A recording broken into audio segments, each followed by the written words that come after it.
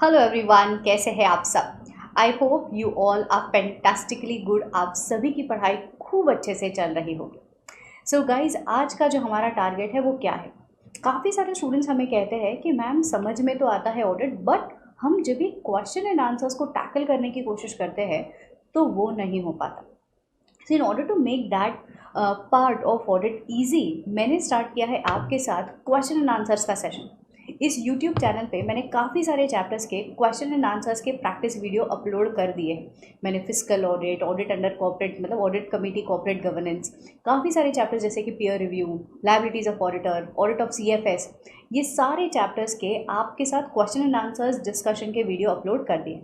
अगर अब तक आपने ये वीडियो नहीं देखे, आई वुड रैदर से सजेस्ट, एडवाइज, रिक्वेस्ट, आप वो वीडियोस ज़रूर जा कर के देखिए। That will tremendously boost your confidence. तो आज का हमारा टारगेट क्या है। आज मैं आपके लिए लेकर के आई हूँ ऐसे 200 सीरीज़ के सारे प्रैक्टिस के क्वेश्चन। बट उसमें दिक्कत ये हो जाती है कि कंसेप्ट याद नहीं आते। तो मैंने इस पूरे ही सेशन में आपके लिए क्या करने का सोचा है। I will be taking up revision first. मैं पहले आपके लिए वेरी क्विक रिविजन सिर्फ एक रिकॉल करवा दूंगी। उस रिकॉल के बाद क्वेश्चन एंड आंसर्स करेंगे। सो एवरी स्टैंडर्ड का मैंने ये प्लान करके रखा है आपके लिए that we will be taking up recall and then question answers. ठीक है, तो पहले आप मेरे साथ साथ आपके पास जो भी बुक है, जो भी मटेरियल है, वो लेकर के बैठ जाइए। फटाफट से 2-5 मिनट में पहले रिकॉल करेंगे स्टैंडर्ड, फिर उसके क्वेश्चन आंसर्स पढ़ेंगे। Good to go. सो चलिए, before I start with the question and answers of the upcoming series, मैं आपको और एक चीज़ बताना चाहती हूँ गाइज। दैट इज़ गाइज, हम लोगों ने स्टार्ट किया है आपके लिए ये warriors batch. Now this batch is a comprehensive batch for all the CA finalists appearing in May 22 or November 22 onwards examination. This batch is going to run live and frankly speaking, legend teachers are going to explain, are going to cover up the whole group 1. Yes, आप देख ही रहे होंगे Kapileshwar Bhalla sir, Rahul Malkan sir, Amit Popli sir and we will be taking up this group 1 का session. And also guys, one most important thing which I wanted to say is, जो भी बच्चा iconic subscription पे कर रहा है या फिर आइकॉनिक सब्सक्रिप्शन ऑप्ट कर रहा है, yes this is the iconic subscription. ये आइकॉनिक सब्सक्रिप्शन के साथ आपको मिलने वाली है एडिशनल पेन ड्राइव्स। तो मैम पेन ड्राइव, सिर्फ पेन ड्राइव मिलेगी, लाइव देखने नहीं मिलेगा? नहीं बच्चों, ये है डबल आनंद।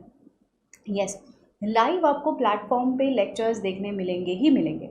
बट जब भी कभार कई सारे स्टूडेंट्स हमको ऐसा भी कहते हैं कि मैम इंटरनेट फ्लक्चुएशन के कारण लाइव नहीं देख पाते। सो हमने सारे के स्टूडेंट्स के लिए जो आइकॉनिक सब्सक्राइब कर रहे हैं, May 22 के लिए फास्ट ट्रैक कोर्स हम लोगों ने आपके लिए लॉन्च किया है। And this will be given in addition to live courses as a recorded content.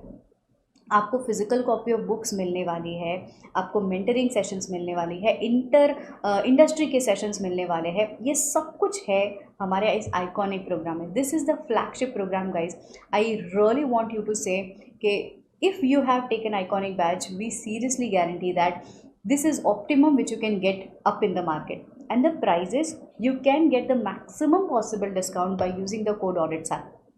So use the code auditsar, take up the subscription, start with the planned studies guys. Start with the planned studies. हमारे revision practice session YouTube पे चल रहे हैं, but any point of time you feel कि systematic studies नहीं हो रही है, any point of time you feel कि हमारे कंसेप्ट वीक है या क्लियर नहीं है, I personally suggest CA final है guys, don't take any risk, start with the plan course. ठीक है, so that was about the formal announcement guys. Now let us quickly jump to the question and answers and revision session. चलिए शुरू करें, let's begin.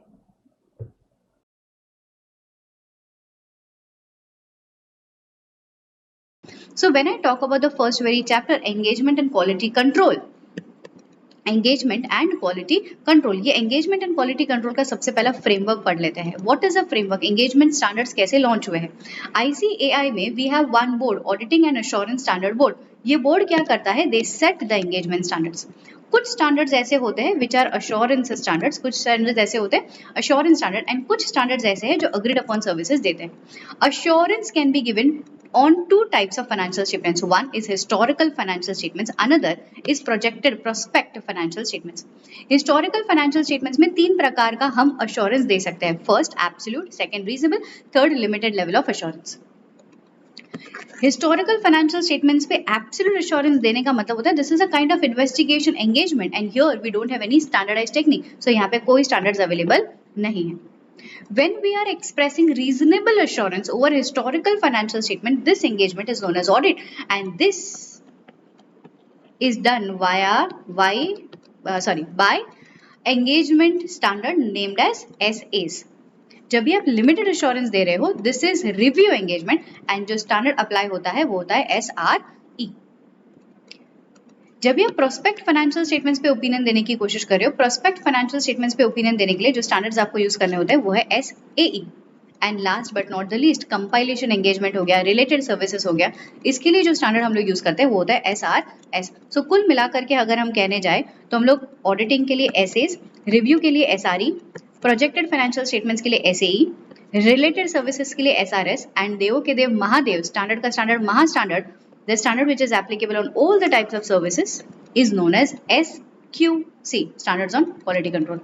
ठीक है, so these are the standards which are applicable. Ma'am कौन से standard applicable है for our attempt? 200 से लेकर के 700 सीरीज तक ऐसे इज applicable है, ये सारा कुछ भी not applicable and SQC is applicable. ठीक है, चलो moving ahead. Quality control. Students, SQC1 is almost parallel to SA 220. तो यहाँ का एक बार हम लोग रिविजन करेंगे. So somehow you will also be able to manage SA 220. So what is the scope of this standard? This standard actually deals with the firm's responsibility to set into place some systems for quality control for audit and other services. Auditing and review of financial statements and other assurance services, which consist of policies to be designed to achieve SQC, quality control standard. Next, authority. It is applicable to all kinds of professional. क्यों ma'am? क्योंकि मैंने अभी अभी बोला देवों के देव महादेव, ये standard महा स्टैंडर्ड है. It is applicable on all the types of engagement you perform. Objective क्या है, मतलब SQC लाने के पीछे का कारण क्या है? ऑब्जेक्टिव ये है कि हमको रीजनेबल एश्योरेंस चाहिए that the firm is having respected level of policies and procedures systems set to achieve quality control procedures. Next, यहाँ पे हम लोग ने कई बार आपको ये बोल करके रखा है कि क्वालिटी कंट्रोल के लिए कुछ कंपोनेंट्स है जो आपको अधेर करने होते हैं. What are the components? It is LEAM, LEAHEM. So when I talk about LEAM, L stands for leadership, E stands for ethical requirements, A stands for acceptance and continuance, H stands for human resource, E stands for engagement performance, M stands for monitoring. So ये ऐसे 6 components हैं जो आपको अधेर करने होंगे, which is same given under SA 220 as well as SQC 1. Yeah, so starting with elements L.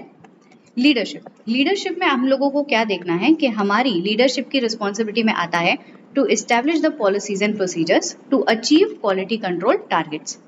To assume कि हमारी ultimate responsibility is lying in the hands of the personal who is handling the auditing या फिर engagement responsibility.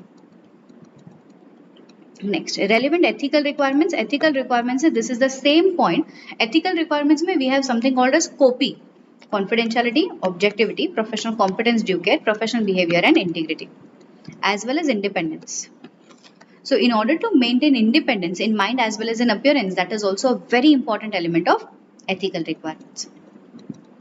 इसके बाद आता है acceptance and continuance. Whenever you are about to accept new audit or continue the existing engagement, you need to make sure that the firm is competent in order to perform that engagement.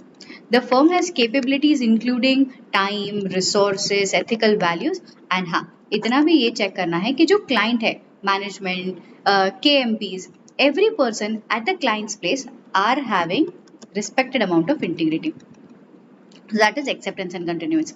Next we talk about human resource. Human resource में human resource and engagement performance में we also speak about कि engagement को कैसे perform करना है, EQCR करवाना है.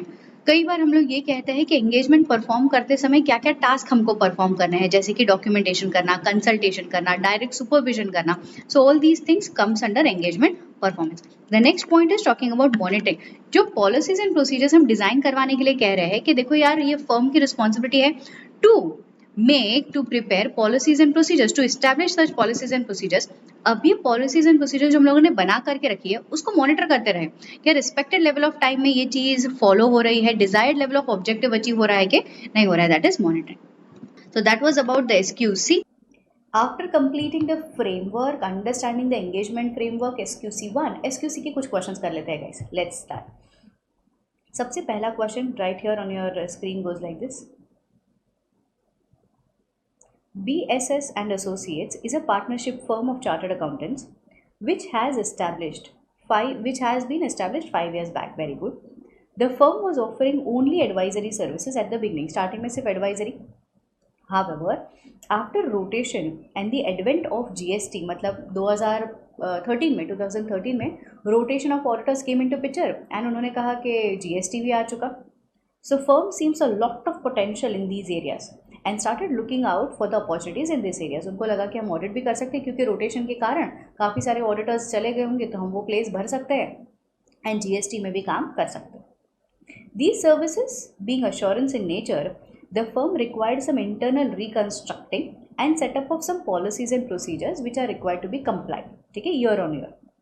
The firm started getting new clients and these new services is now looking to obtain such information as it considered necessary in the circumstance before accepting the new engagements. बोलता है कि firm ने कुछ ऐसी policies and procedures बनाए जिससे firm कोई नया क्लाइंट एक्सेप्ट करे या पुराना क्लाइंट कंटिन्यू करे, उसको किस हिसाब से हम लोग चेक कर पाए before accepting.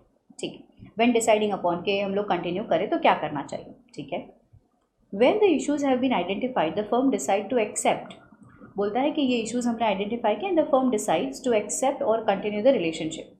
It has been setting up as a process to document how these issues were resolved. बोलता है कि जो भी issues थे वो client ने मतलब वो firm ने resolve किए and they documented कि हम लोगों ने क्या बनाया. The firm is now looking to work with only select clients which are in lines of the policies of the firm. बोलता है हम हमारे principles के हिसाब से काम करेंगे और किसी के साथ काम नहीं करेंगे. ठीक है, the firm understands that the extent of the knowledge it will have regarding the integrity of the client will grow within the context of ongoing relationship with the client. With regards to the integrity of the client, you are required to give some examples of matters to be considered as per SQC1. पूरा प्रवचन दिया है. All in all आपको सिर्फ इतना पूछा है कि भाई एक्सेप्टेंस और कंटिन्यूएंस के लिए नया क्लाइंट जब भी एक्सेप्ट करते हो, पुराना क्लाइंट जब भी कंटिन्यू कर रहे हो, तो उस क्लाइंट की इंटीग्रिटी के लिए आप क्या चीज़ों को मद्देनज़र रखते हुए डिसीजन लोगे, whether you should continue or whether not. क्या करोगे? एक्सेप्टेंस एंड कंटिन्यूएंस पे क्वेश्चन है गाइस. एक्सेप्टेंस एंड कंटिन्यूएंस पे क्या करोगे? एब्सोल्युटली हम लोग बोलेंगे कि we should identify the nature of the business of the client. We should understand the integrity of the client, nature of the business of the client. हम लोग related parties है नहीं है वो चीज़ चेक करना. Nature of operations, information, attitude of the principal owners, ये man of integrity है कि नहीं, ये चेक करना. Aggressive nature, basically client fraud करने में इतना ज़्यादा या फिर पैसे कमाने में ज़्यादा अग्रेसिव तो नहीं है. इंडिकेशंस ऑफ इनअप्रोप्रिएट लिमिटेशंस, ऐसा तो नहीं लग रहा है ना कि क्लाइंट आगे जा करके डोमिनेंस दिखाएगा. कोई क्रिमिनल एक्टिविटीज़ या मनी लॉन्ड्रिंग में फंसा हुआ क्लाइंट तो नहीं लग रहा है. Any reasons for the proposed appointment, हो सकता है कि क्लाइंट का कुछ खास रीज़न है, पुराना ऑडिटर रिज़ाइन करके गया है, नया ऑडिटर फटाफट ढूंढना है, तो कोई ऐसा रीज़न तो नहीं है. So these are the matters which you should consider in order to check up the integrity of the client. ये सेम आंसर हम लोगों ने ली हैम के ऐसे 220 में भी रिवाइज करना है. ठीक है, so that was the answer. Understood? Very well, good. Next question number 2. Messrs NK and Company Chartered Accountants were appointed as a statutory auditor of Fresh Juice Limited for the financial year 2019-20. ठीक है. The previous year's audit was conducted by Messrs LP and Associates. After the audit was completed and reports were submitted, it was found that the closing balance for the financial year were incorrectly brought forward.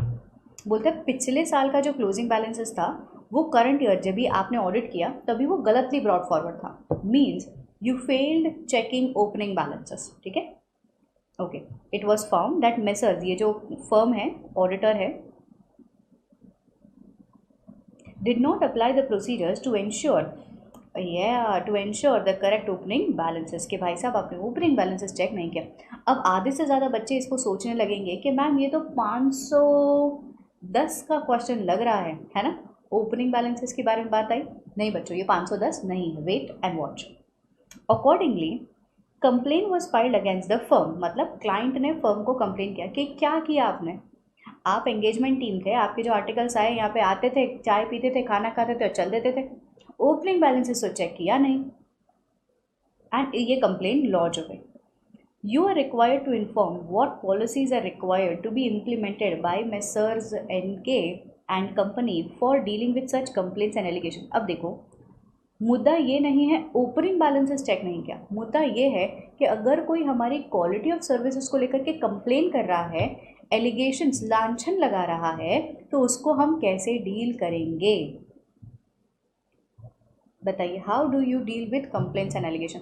This was a very recently asked question. Guys हम लोगों ने revision में ये चीज़ देखी, क्या चीज़ देखी, that yes this is para number 95, basically 101 से लेकर के 105 तक, पैरा 101 से लेकर के 105 तक इस complaints and allegation. This part comes under लीहेम का एम। मॉनिटरिंग जो है ना बच्चों, मॉनिटरिंग वाला जो हिस्सा है ना, उसमें आता है यस एलिगेशंस एंड कंप्लेंट्स। उसमें पैरा 101 से लेकर के 105 तक उन्होंने बात की है, कंप्लेंट्स आया या कोई बंदा एलिगेशंस लगा रहा है कि भाई साहब आप तो ढंग से ऑडिट नहीं कर रहे हो, आपने पॉलिसीज़ फॉलो नहीं की, आपने स्टैंडर्ड्स फॉलो नहीं किया, so on and so forth. So 105 में देयर आर चीज़ें जो हमको दी हुई है, and 105 has also referred para 95 of SQC। जो भी बच्चे मेरे पास पढ़ चुके हैं, you very well know that we study from bare standard, so I hope you all are getting this thing clear. हम लोगों ने क्या रिवाइज किया था, क्या पढ़ा था, हम लोगों ने ये पढ़ करके रखा है कि अगर कोई पर्सन कंप्लेंट्स फाइल कर रहा है, क्लाइंट ने हमारे policies and procedures for maintaining quality control पे कंप्लेंट्स फाइल किए, तो हम लोग सबसे पहले इवैल्यूएट करेंगे कि क्या फर्म के पास ऐसा पॉलिसीज़ है कि हम लोग इस एलिगेशंस को कैसे फेस करें। तो in this context, the firm should establish the policies and procedures designed to provide a reasonable assurance that it deals appropriately with पहला complaints and allegations of non-compliances। ठीक है, हमारे पास ऐसा सिस्टम होना चाहिए कि कोई आकर के हमको कंप्लेन दे करके जाए कि सर आपने ऐसा नहीं किया। आपके साथ भी होता होगा ना, घर पे आजू बाजू वाले अंकल आंटी बोलते अरे आपका बेटा तो कितना कितना शरारती है, हर बार क्रिकेट खेलने में कांच तोड़ देता है हमारा। सो घर पे एक मुखिया जी तो होता ही है, पापा एक आंख दिखाए और शान बैठ जाते हैं बच्चे घर पे, right. So that is policies and procedures which the firm has in order to tackle the complaints received from the clients. तो बोलता है ये चीज़ चेक करो भाई कि तुम्हारे पास ऐसा पॉलिसीज बना हुआ है क्या। कंप्लेंट्स एंड एलिगेशंस जो भी आया है originated with in the firm और आउटसाइड द फर्म, ये हमको फर्म के पर्सनल को सिखाना है, बताना है कि सर एंगेजमेंट टीम को बताना है ये आपने गलत किया। As a part of this process the firm should clearly define, सारे एंगेजमेंट पार्टनर्स को, एंगेजमेंट टीम मेंबर्स को बता करके रखना है कि आप बिना डरे हमको आकर के बताओ ना आपकी क्या प्रॉब्लम थी, why were you not able to fulfil the standards, why were you unable to fulfil the procedures.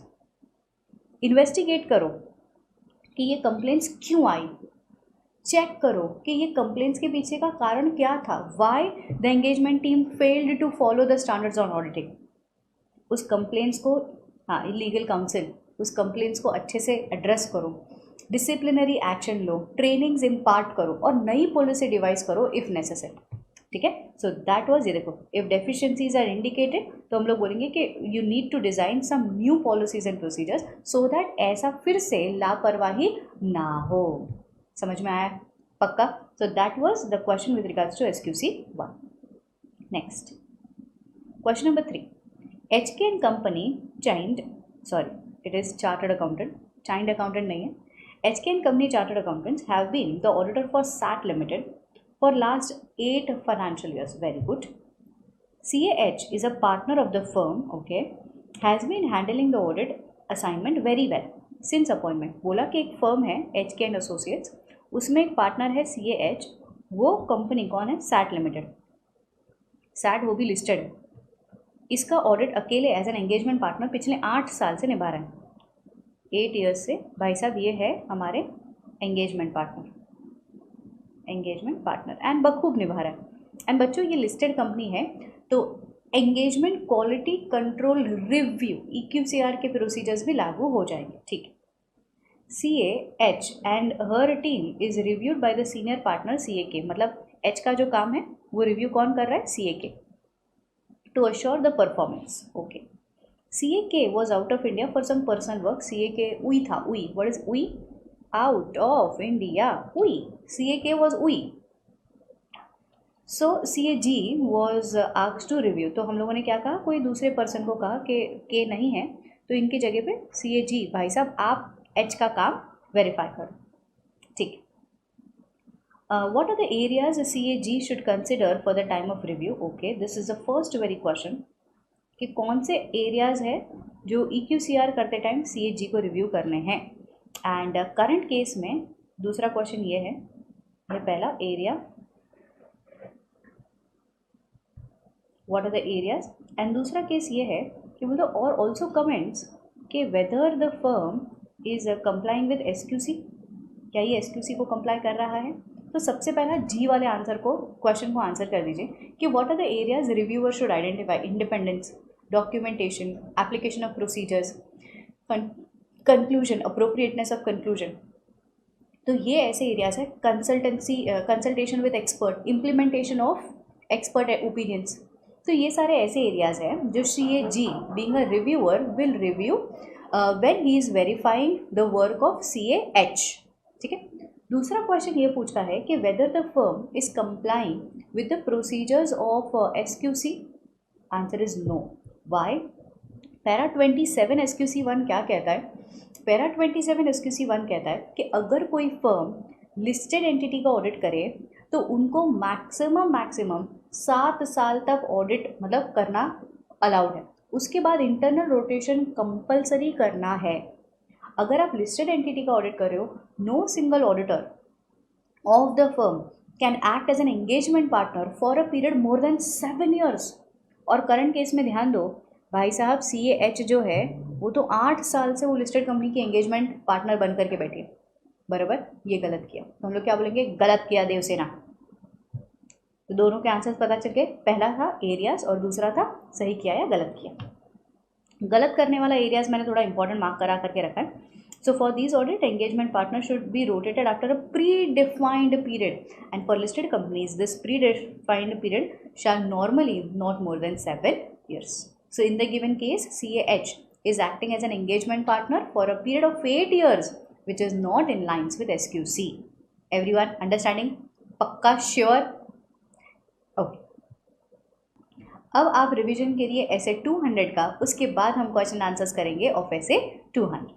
SA 200. SA 200 talks about overall objective of an independent auditor and conduct of audit in accordance with standards on auditing. So सबसे पहले बात करते हैं object की. What is the objective? To obtain reasonable assurance and to express opinion and to report and to express opinion. Whenever we are expressing opinion, the opinion should be based on sufficient and appropriate audit evidences. What is reasonable assurance? The reasonable assurance is known as the highest level of assurance, but it is not absolute. It is high but not absolute level of assurance. What is AFRF? AFRF का मतलब होता है, क्योंकि अभी ये पूरे standard में AFRF में बहुत बार यूज करने वाली हूँ। AFRF का मतलब होता है Applicable Financial Reporting Framework. Means the framework which you use to prepare and to present your financial statements is known as AFRF. It can be anything depending upon the company and the nature of the company. Next, the auditor should maintain, point number 1, should maintain professional judgment, that is the experiences, and to maintain professional skepticism. Skepticism includes 3 things: being alert, possessing questioning mind, and critical assessment of evidences obtained. The auditor should maintain the attitude of judgment and skepticism throughout the audit. When? Throughout the audit. When? To identify and assess the risk of material misstatement, to obtain sufficient appropriate audit evidences, and to form a conclusion. Next, professional judgement are required in this following areas. यहाँ पे हम लोग लिखते हैं answer as MANS, MANS. M stands for materiality, A stands for audit risk, N stands for nature, timing and extent of audit procedures, S stands for sufficiency and appropriateness of audit evidences. And also जब भी management judgement लगा रहा है तो obviously in order to draw to evaluate कि management की judgement proper है कि नहीं, हमको भी जजमेंट लगाना होता है. And lastly to draw conclusion which are based on reasonableness of evidences. So MANS, management, judgement and estimations. ठीक है, सो ये एरियाज है जहाँ पे जजमेंट लगाना जरूरी होता है. The circumstances where skepticism is required to be applied. skepticism कहाँ अप्लाई करेंगे? जहाँ जहाँ पे हमको लगता है कि evidences contradict हो रहा है, reliability of document is under question, जहाँ पे possibilities of fraud हो रहा है, जहाँ हमको लग रहा है कि additional procedures use करने की जरूरत है. And हाँ, auditor should maintain throughout the audit course the attitude of professional skepticism in order to reduce the risk of overlooking, overgeneralizing and using inappropriate assumptions in determining the nature, timing and extent of audit procedures. Next, ethical requirements we already did under 200 as well as the SQC. Independence. Independence are required to be in two forms, independence in mind as well as in appearance. Independence in mind का मतलब होता है it is a state of mind which is not influenced by any other person. Independence in appearance का मतलब होता है the person is appearing in a manner where no third party should consider that bhai you have reasonably compromised the integrity, the objectivity and the professional skepticism. That is independence in mind as well as in appearance. Opinion. So now अब तक के लिए हम लोग कह रहे थे reasonable opinion, reasonable opinion. Why reasonable opinion? So owing to inherent limitations of audit, auditor always expresses reasonable assurance. He cannot reduce the audit risk to zero. ठीक है? Why it is so? It is because of inherent limitation. It is because of ILA. Inherent limitations to audit. That is ILA. ILA, NATO. What is NATO? N stands for nature of financial reporting. A stands for nature of auditing procedures. T stands for time and cost. And O stands for other subject matters and assertion. Because financial statements are based on judgment, हमें भी judgment लगाना पड़ता है. It involves huge amount of estimation, subjectivity. Audit procedures में हम लोग ये कहते हैं कि हमारे audit procedures are not investigative in nature. Audit is not an official investigation in alleged wrongdoing. In एलिज्ड wrong doing. Time भी कम है, कॉस्ट भी इन्वॉल्व होता है, तो हम लोग पूरा 100% का चेकिंग नहीं कर पाते. एंड जब भी हम लोग बात करें other subject matter and assertions की, तो वहां पे 4 बातें आती है. इसका क्वेश्चन ऑलरेडी जुलाई 21 में पूछा जा चुका है. What are other subject matters and assertions which is not allowing the auditor to express absolute assurance? सबसे पहला है फ्रॉड, कल्यूजन. दूसरा आता है existence and completeness of related party transactions. तीसरा है occurrence of non-compliances with laws and regulation. And the last point, it talks about any event which can occur which may cast a doubt over entity's ability to continue as going concern. किसी event के होने से entity may cease to continue as going concern. Cease to continue as going concern. So subject matters में आते हैं ये 4 point. So हम लोग कहते हैं why reasonable assurance? Because of ILA. Why ILA? Because of NATO. Done? Next, अगर हम लोग रीजनेबल एश्योरेंस दे रहे हैं, so there is still some risk that the auditor can express inappropriate opinion. Yes, so अगर हम लोग 95%, 95% ये कह रहे हैं कि my opinion is appropriate, that means 5% के स्टिल ऐसे चांसेस है कि हमारा ओपिनियन अप्रोप्रिएट ना हो. ये 5% को हम कहेंगे ऑडिट रिस्क.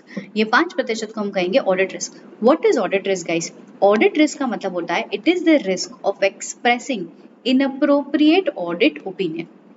ठीक है, अगर हम लोगों ने ओपिनियन एक्सप्रेस करने में गलती की है, इस गलती को हम कहेंगे audit risk. Audit risk is a function of two things, is a function of two components. पहला रिस्क ऑफ मटेरियल मिसस्टेटमेंट, दूसरा detection risk. Risk of material misstatement again has two components: inherent risk, control risk. Inherent risk is because of the due nature of the business. It is the risk before applying controls. It is a susceptibility that financial statements will be misstated before application of controls. दूसरा आता है control risk. What is control risk? Even after applying controls, there are certain chances that the financial statements may be materially misstated. So after controls अभी भी जो risk बच जाता है उसको हम लोग कहते हैं control risk. Auditor always tries assessing risk of material misstatement. Assessing risk of material misstatement. After assessing risk of material misstatement, the auditor manages detection risk by application of audit procedures. So जो risk procedures के बाद भी undetected रह जाता है उसको हम लोग कहते हैं detection risk. So detection risk क्या है? It is the risk even after applying procedures we are not able to reduce the risk to an acceptable lower level. So अगर टेक्निकली हम ये कहने जाए AR is equals to RMM into detection risk. We can further derive this as inherent risk into control risk because RMM के दो components हैं into DR. There is one more statement in the Bayer standard. Usually these two risks are not actually used independently. We always during the course of audit use these two as a combined risk named as RMM. Usually through out the course of audit standards में भी आपको RMM ज्यादातर देखने मिलेगा, ना कि independently IR CR ऐसा देखने मिलेगा। ठीक है, सो हम लोग क्या बोलते हैं, ये लोग इंडिपेंडेंटली हम लोग नहीं बोलते, we use these words as a combined risk named as RMM। So auditor क्या करता है? Assess RMM, manage detection risk in order to reduce the audit risk to an acceptable lower level. जितना कम audit risk उतना ज्यादा reasonable level of assurance. इसके लिए हमारी पूरी कोशिश ये रहती है कि हम ऑडिट रिस्क को कम करें और ऑडिट ओपिनियन के लेवल को बढ़ाएं। डन? ऐसे 200। चल तो इसके क्वेश्चंस करना शुरू कर देते हैं बच्चों। ऐसे 200 अभी आपने ना फटाफट से रिवाइज कर लिया है। Overall objective of an independent auditor and conduct of audit in accordance with standards on auditing. सबसे पहला question, without any further delay let us jump to the question. Messrs. SG and Company Chartered Accountants were appointed as a statutory auditor of XYZ Limited for the financial year 2021. The company implemented internal controls for prevention and early detection for any fraudulent activity. ठीक है, very good. Auditor carried out test of controls and found out no major observation, कि उनको कुछ ऐसा major observation नहीं मिला।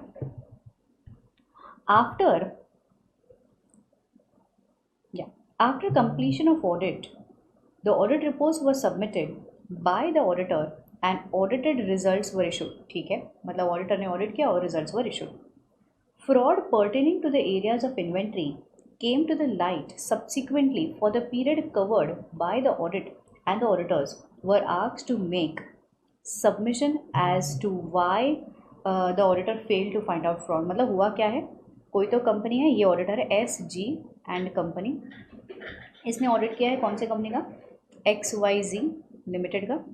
ये XYZ limited में पॉलिसीज एंड प्रोसीजर्स बनाए तो थे in order to detect fraud, but ये कंपनी में हो गया है फ्रॉड हो चुका है, और ये वाली फर्म जो है SGN कंपनी, ये फ्रॉड फाइंड नहीं कर पाए। रिपोर्ट दे दिया, the financial statements are true and fair, सब कुछ चंगा हो रहा है, ऐसा उन्होंने बोल दिया, सब कुछ चंगा हो रहा है। अब इसके बाद कंपनी भड़क गई। कंपनी ने कहा, देख भाई ऑडिटर, आपने रिपोर्ट गलत दिया है, मतलब आपने नेग्लिजेंस किया है। How can you not detect fraud? हमने ऑडिट करवाने के पीछे का कारण आपको बता करके ही रखा था, that we wanted you to detect fraud in the financial statements, but आप ये फाइंड नहीं कर पाए, तो आप पे एलिगेशंस लगाना शुरू कर दी। ऑडिटर ने क्या कहा? बोला कि इनहेरेंट लिमिटेशंस है।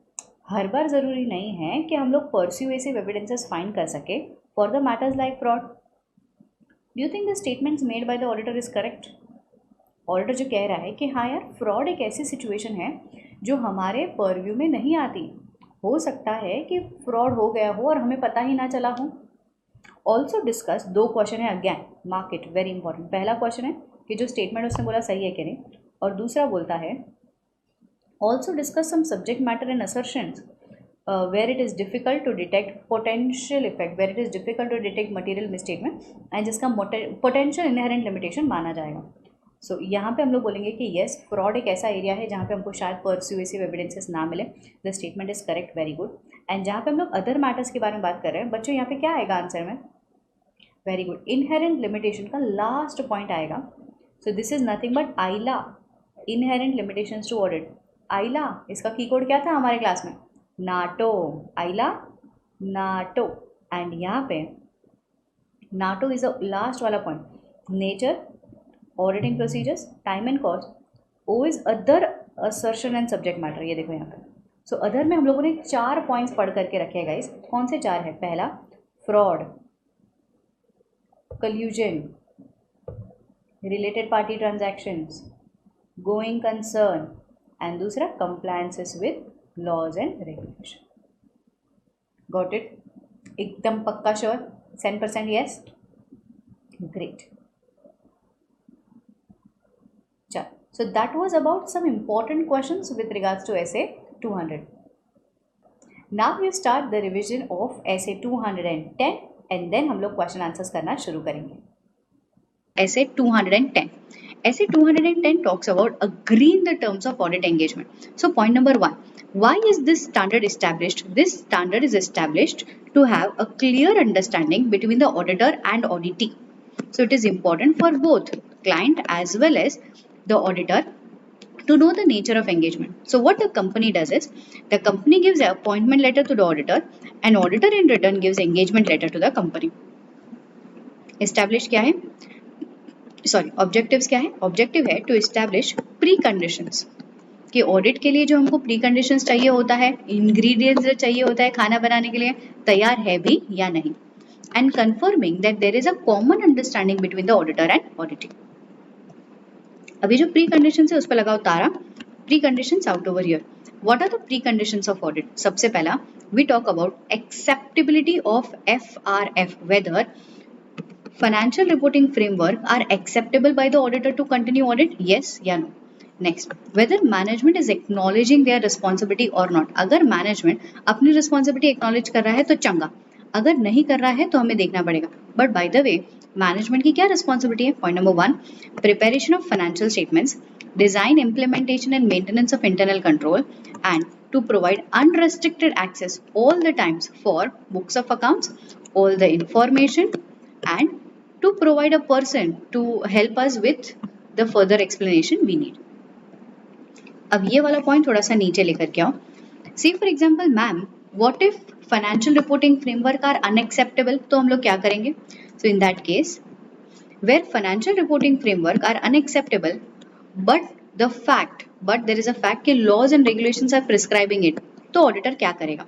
तो ऑडिटर ये एंगेजमेंट को एक्सेप्ट कर सकता है विथ फ्यू कंडीशंस। कंडीशंस क्या है समझो। कंडीशंस कहता है management should disclose this fact in their financial statements, and point number 2, management should also agree to allow the auditor to emphasise on that matter as per SA 706। So unless required by laws and regulation, हम लोगों को जब तक laws and regulations को नहीं चाहिए, मतलब unless required bye laws and regulation to express auditor's opinion on the financial statements by using the phrase present fairly in all material respect or give a true and fair view in accordance with financial reporting framework. अगर laws and regulations ऐसा चाहता है तो ऐसा करो, अगर नहीं चाहता है then the auditor's opinion should not include such phrases. क्यों? क्योंकि financial reporting framework acceptable नहीं थे। ठीक है? Next. If above conditions are not present, then the auditor should evaluate. अगर ये above conditions present नहीं है तो auditor को क्या evaluate करना है? Should evaluate the effect of misleading information, misleading nature of the financial statements, and to include appropriate references to the terms of engagement. कि हम लोग हमारे रिपोर्ट में भी ये टर्म्स ऑफ एंगेजमेंट को रेफर करें। हम लोग हमारी जब भी ऑडिटर्स रिस्पॉन्सिबिलिटी पैराग्राफ लिखते हैं वहाँ पे ये चीज़ को रेफर करें कि हमारा जो एंगेजमेंट का टर्म था वो ये फ्रेमवर्क के ऊपर था एंड इसके ऊपर हमारा इंफॉर्मेशन, हमारा ओपिनियन ये है। Next, factors relevant to the auditor in deciding acceptability of FRF, कि हमको कैसा पता चलेगा कंपनी ने जो फाइनेंशियल रिपोर्टिंग फ्रेमवर्क यूज किया है वो सही है, एक्सेप्टेबल है या नहीं है। Point number 1, based on the nature of entity. Point number 2, purpose of the financial statements, की स्पेशल पर्पस है, इंफॉर्मेशन क्या ले डाउन की जा रही है, the nature of the financial statements and whether the laws and regulations prescribes the applicable financial reporting framework. ठीक है, so these are the factors. Mark this as an expected exam question student. इसके ऊपर case बना करके आपको question दिया जा सकता है। Next, the terms of engagement. अगर हमारा टर्म्स ऑफ एंगेजमेंट है, it can be stated in any other return format. It can be in any return format और engagement letter. Point number 2, if the terms are clearly mentioned under law, तो हमको कोई return agreement करने की जरूरत नहीं है.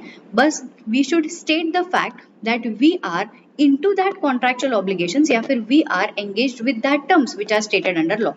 There is no need for any other written form. The terms of engagement should not override the scope of audit. Absolutely. आपका और आपके क्लाइंट का जो टर्म्स है should not override the scope of audit. अगर ऑडिट का scope है covering all the aspects वगैरह, you should not override the scope of audit by your terms. Next is recurring audit. So what is recurring audit? In case I being the auditor, I audited financial statements of K Limited in the previous year. Last year मैंने audit किया था, current year भी मैं ही audit कर रही हूँ, तो क्या मैं ईच ईयर एंगेजमेंट लेटर फिर से दूंगी? Answer is no. Engagement letter फिर से देने की जरूरत नहीं होती है except for the following circumstance. 6C plus 1M. क्या कहते हैं? 6C plus 1M. अगर ऐसी कंडीशंस हुई तो जाकर के आपको एंगेजमेंट लेटर फिर से देने की जरूरत पड़ सकती है. कैसी कंडीशंस? पॉइंट नंबर 1, अगर there is a change or revision in the terms of audit, there is a change in senior management, there is a change in ownership, there is a change in legal or regulatory framework, change in financial reporting framework, change in reporting requirements. This is 6C. And 1M, if at all there is any kind of misunderstanding between the auditor's objectives and the requirement of client. ठीक है? So ऐसे circumstances में engagement letter can be reissued. Also point number 2, बच्चों ऐसे same circumstances में आप management को भी रिकन्फर्म करने बोल सकते हो कि मैनेजमेंट आपने वो जो रिटर्न रिप्रेजेंटेशन दिया था ना, फिर से जरा उसको रिकन्फर्म करके दो. तो जब भी मैं आपको 580 रिवाइज करवाऊंगी बच्चों, तो ऐसे पॉइंटर्स फिर से आएंगे कि जरा बताओ कौन से सर्कमस्टांसेस में हम मैनेजमेंट को बोल सकते हैं कि फिर से रिकन्फर्म करके दो. तो ऑलमोस्ट सेम बातें हैं जो आपको वहां पे भी लिखनी है. Done. Next, limitations on scope of audit. See students, limitations on scope of audit है तो हम क्या कर सकते हैं? पहले ये देखो लिमिटेशंस कब आया. If limitations are imposed by the company prior to the acceptance of audit, not to accept that audit. But audit acceptance करने के बाद अभी कंपनी बगावत कर रहा है, चेंज इन टर्म्स कर रहा है, तो हम क्या करें? Point number 1, if at all there is a change in terms of engagement, management wants you to express a lower assurance. तो इवैल्यूएट करो कि ये सर्कमस्टांसेस कितने रीजनेबल हैं. If at all it is genuine, it is justified, carry on the transactions with the revised term. Old terms will not be referred. क्यों? Confusion होगा ना, पुराने टर्म को रेफर करोगे, नए टर्म के हिसाब से काम करोगे, फिर रिपोर्टिंग दोगे. तो बोलता है apply the procedures and report shall not refer the original term in order to reduce confusion. But अगर आपको लगता है the reasons are not justified, withdraw if at all it is legally permitted और express modified opinion. ठीक है, ये वाला circumstance कौन सा था? Wherein there is a change in engagement. यहाँ पे बोलता है अदर्स, एंगेजमेंट में चेंज नहीं है बट काम करने नहीं दे रहे, तो सीधा सीधा अगर आप अग्री कर रहे हो तो अप्लाई करो ऑल्टरनेट प्रोसीजर्स. अगर आप डिसअग्री कर रहे हो, इन्वेंट्री विजिट नहीं करने दे रहे हैं, पीपीई को वेरीफाई करने नहीं दे रहे हैं, एक्सटर्नल कंफर्मेशन देने नहीं दे रहे हैं, in that case you are disagreeing with the restriction imposed. Same points, withdraw if legally permitted और you express modified opinion. Next, content of engagement letter. Engagement letter में क्या क्या चीजें लिखनी होती है, क्या लिख सकते हैं, इसका क्वेश्चन आ चुका है. Primary content of engagement letter में 5 चीजें आती हैं. हमारी रिस्पॉन्सिबिलिटी, उनकी responsibility, auditors responsibility, management responsibility, हमारा फ्रेमवर्क, उनका फ्रेमवर्क, ऑडिटर्स रिपोर्ट का फ्रेमवर्क, AFRF मतलब applicable financial reporting framework. And first point में हम लोग लिखेंगे हमारा स्कोप ऑफ ऑडिट. तो ऑब्जेक्टिव स्कोप, हमारी रिस्पॉन्सिबिलिटी, उनकी रिस्पॉन्सिबिलिटी, उनका फ्रेमवर्क, हमारा फ्रेमवर्क. अदर कंटेंट में क्या आता है? Elaborations of scope, fees, tentative plan, expert की नीड है या नहीं है, कंफर्मेशंस, एक्सपर्ट की नीड है कि नहीं है, confirmation of appointment, tentative plan, ये सारा चीज इलैबोरेशन में लिखेंगे. Next, reporting requirement prescribed by law. If laws and regulations prescribe the layout or the wordings of the auditor that are significantly different from standard, then the auditor should evaluate. मतलब क्या? जो standard हमको report करने बोलता है and law की जो reporting requirement है ये सिग्निफिकेंटली डिफरेंट है, ये अलग है, तो क्या करेंगे? whether the users might misunderstand the assurance, यार सामने वाला कुछ गलत तो नहीं सोचेगा, क्योंकि लॉ कुछ अलग बोल रहा है, स्टैंडर्ड्स का लाइन कुछ अलग है, तो हमको इवैल्यूएट करना है कि it should not lead to misunderstanding and evaluate whether additional explanation is required to mitigate the possible misunderstanding. ये हमें इवैल्यूएट करना है, only then we should take that engagement in our hand. Done. So that was all about the revision of essay 210.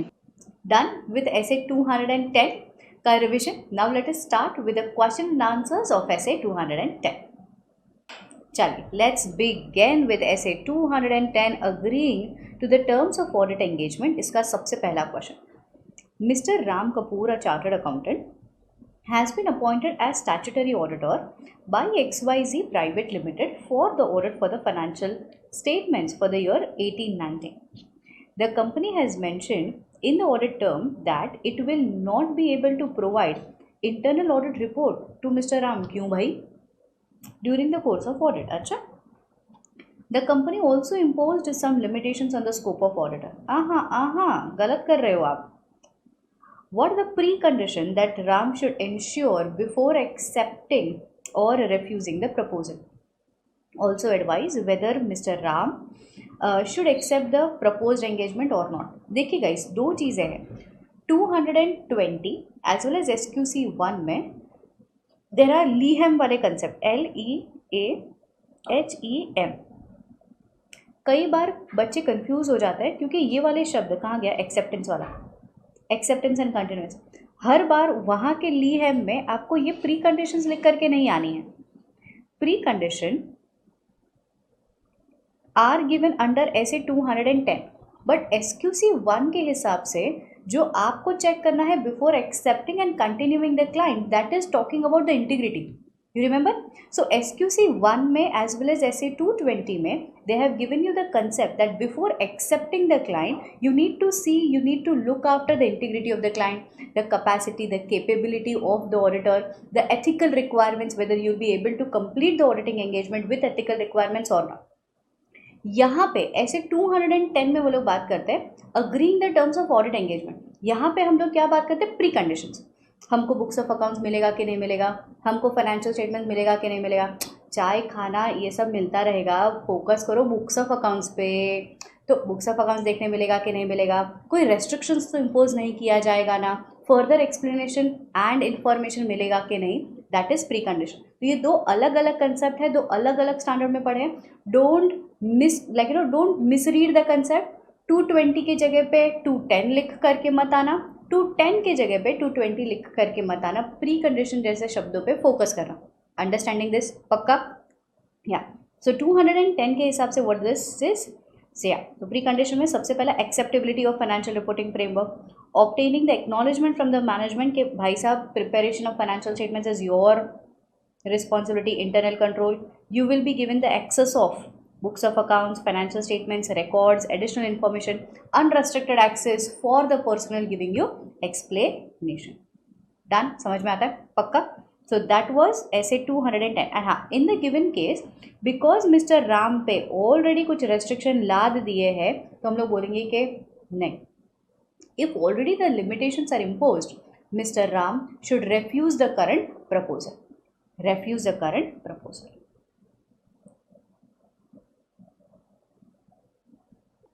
Next, AKJ Limited is a small-sized 30 years old company having business of manufacturing of pipes. Company has a plant based out at Dehradun, having their corporate office in Delhi. Recently, the company appointed a new firm of chartered accountants as their statutory auditor. ठीक है, कोई company है देहरादून में, head office है, 30 years old small sized company, उसने एक नया auditor appoint किया. The statutory auditor wants to enter into the engagement letter, ठीक है, with the company in respect of their services, but the management contended since the auditor is actually जो statutory audit है is mandatory under law, तो company ने क्या कहा कि engagement letter ज़रूरी नहीं है. ऑडिटर ने कहा भाई साहब engagement letter में कॉन्ट्रैक्चुअल टर्म्स भी डिस्कस कर लेंगे. तो मैनेजमेंट कहा अरे भाई साहब ये सारा तो लॉ के तहत होता है, एंगेजमेंट लेटर की ज़रूरत नहीं.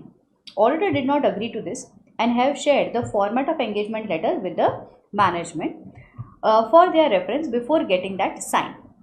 In respect of the management, in this respect, the management would like to understand as per management. अभी आपको पूछ रहा है कि भाई साहब अभी आप ही बता दो, as per ऐसे 210, if the agreed terms shall be recorded, whether the agreed terms of engagement shall be recorded in the engagement letter or the suitable form of return agreements is okay.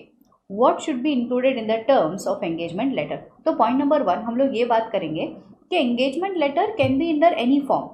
ठीक है, वो return form भी हो सकता है, और अगर engagement के टर्म्स कहीं लीगली लिखे हुए हैं, we can even refer to those terms.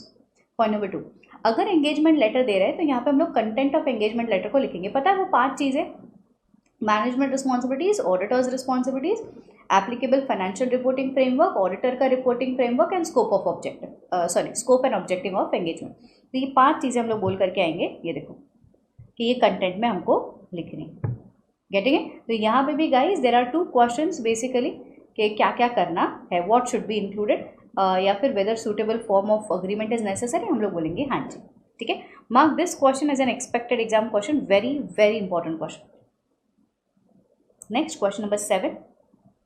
A professional accountant in public practice is always subject to various threats in compliances with fundamental principles of their profession, and you as a professional accountant are worried about the engagement specific threats in your assignments of Messrs S Limited, Soft Limited, and want to implement also measure to eliminate and reduce the same.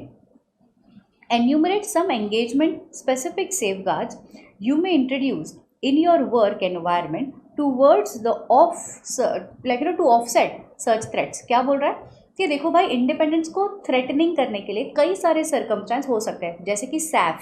याद आ रहा है सैफ? अरे करीना कपूर के वो नहीं, हमारा Saif.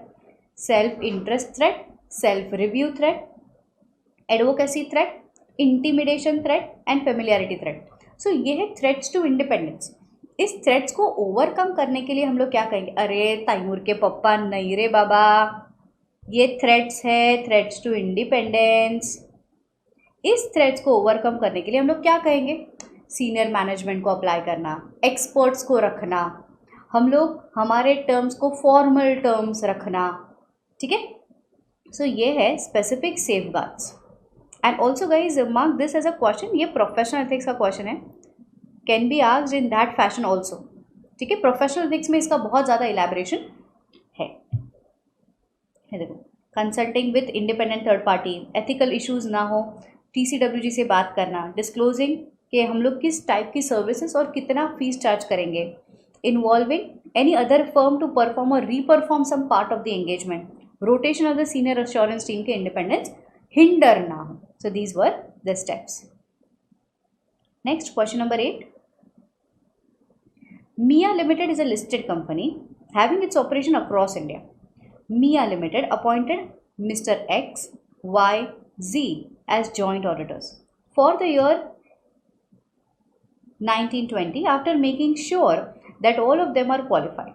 Mia Limited issued an engagement letter to all of them, but Mr. X were not clear of some points. So he requested Mia Limited to have some changes in engagement term. ये joint auditors appoint किए हैं इन्होंने, but mister x कहते हैं कि ये engagement मुझे थोड़ा सही नहीं लग रहा है, थोड़ा सा चेंज करते हैं engagement letter. This will not impact the ultimate opinion. The engagement letter contains the detail of the objective, scope, responsibilities and stuff.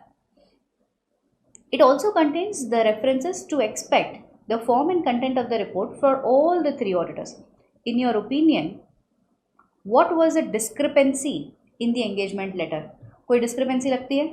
उसने क्या बोला कि हम लोगों ने जॉइंट ऑडिटर्स को रेफ़र किया है, हम लोगों ने ऑब्जेक्टिव और स्कोप बताया है, इसके अलावा कुछ और होना चाहिए क्या? कोई डिस्क्रिपेंसी दिख रही है क्या? हम लोग बोलेंगे येस, डिस्क्रिपेंसी दिख रही है. प्राइमरी कंटेंट में 5 चीज़ें तो आनी ही चाहिए, वो तो लिख ही रही तुमने, गलत किया देवसेना. देखो, objective, responsibilities, AFRF, reporting framework and stuff. So ये 5 चीज़ें आनी चाहिए थी जो आपने नहीं लिखी है, and in the given scenario ये गलत किया. There you complete question answers of 210. अब आप रिविजन शुरू कीजिए 220 का, फिर क्वेश्चन आंसर्स लेंगे ऑफ 220. ऐसे 220. ऐसे 220 is talking about quality control for an audit of financial statements. See students, this is a primary requirement of every auditor to conduct the audit at the highest possible quality extent. So SQC1 as per SQC1, it is the obligation of the firm to establish the policies and procedures to maintain the quality requirement. The firm and its personnel shall comply with all the professional standard, regulatory standards and the legal requirement and to report accordingly. हमको ये चीज करना कि जो report issue हुआ है by the firm, they are appropriate. What is the objective of this standard? The auditor complies with the professional, ethical, technical, legal requirements. Audit report is appropriate in all the circumstances. What are the components of quality control? Quality control के components में आते हैं guys, it is LEHEM. As I told you, LEAHEM. Leadership responsibility में सबसे primary paragraph. The engagement partner should emphasize the engagement team to comply with the professional standard, to comply with quality control policies, issuance of appropriate reports, ability to raise concerns without fear, and हाँ उनको इतना समझा दीजिए that the quality is essential whenever we talk about auditing या फिर any other engagement. देखिए बच्चों, जब भी आप SA के बारे में बात करें, try focusing more on audit as an engagement. जब भी आप SQC1 को रेफर करें, try referring firm all engagement. ये शब्दों का प्रयोग करें. Usually SQC1 and SA220 are very parallel to each other. Next is ethical requirements जो ऐसे 200 में पढ़ करके आ गए, copy. Next is acceptance and continuance, the most important factor. Whenever you are accepting a new engagement or you are continuing the old engagement, आपको कुछ चीज़ों का ध्यान रखना है. आपके पास enough competence है क्या, capabilities है क्या, human resource है क्या, management की integrity कैसी है, कुछ ऐसे significant matters जो previous year के engagement में आपने face किए थे, and whether you will be able to comply with the audit as per the ethical requirements. So you should consider integrity of the management, competence, capabilities and stuff. Now this is a note, refer note. यहाँ पे है note कि ma'am हमको कैसा पता चलेगा कि whether we possess competence और capabilities. हमारे नज़र से देखो हम हीरो से कम थोड़ी है. हाँ but इसको देखने के लिए you should consider this following pointers. So for considering competence and capabilities, auditor may consider point number 1, understanding of practical experiences of audit engagement of the similar kind of nature or complexity of the business. Basically, अगर हम bank audit करने जा रहे हैं, अपनी competence को जज करने के लिए पहले ये देखो, पहले कोई बैंक ऑडिट कर रखा है क्या, बैंक ऑडिट करने के लिए मैंने मेरी टीम को इनफ ट्रेनिंग दे रखा है क्या.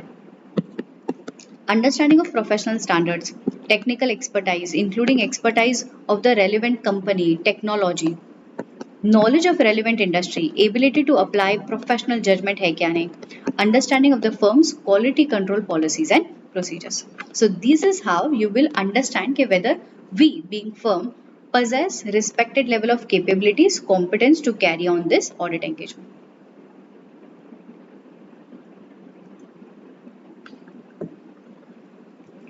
इसके बाद नेक्स्ट LEA हो गया है. Next is human resource.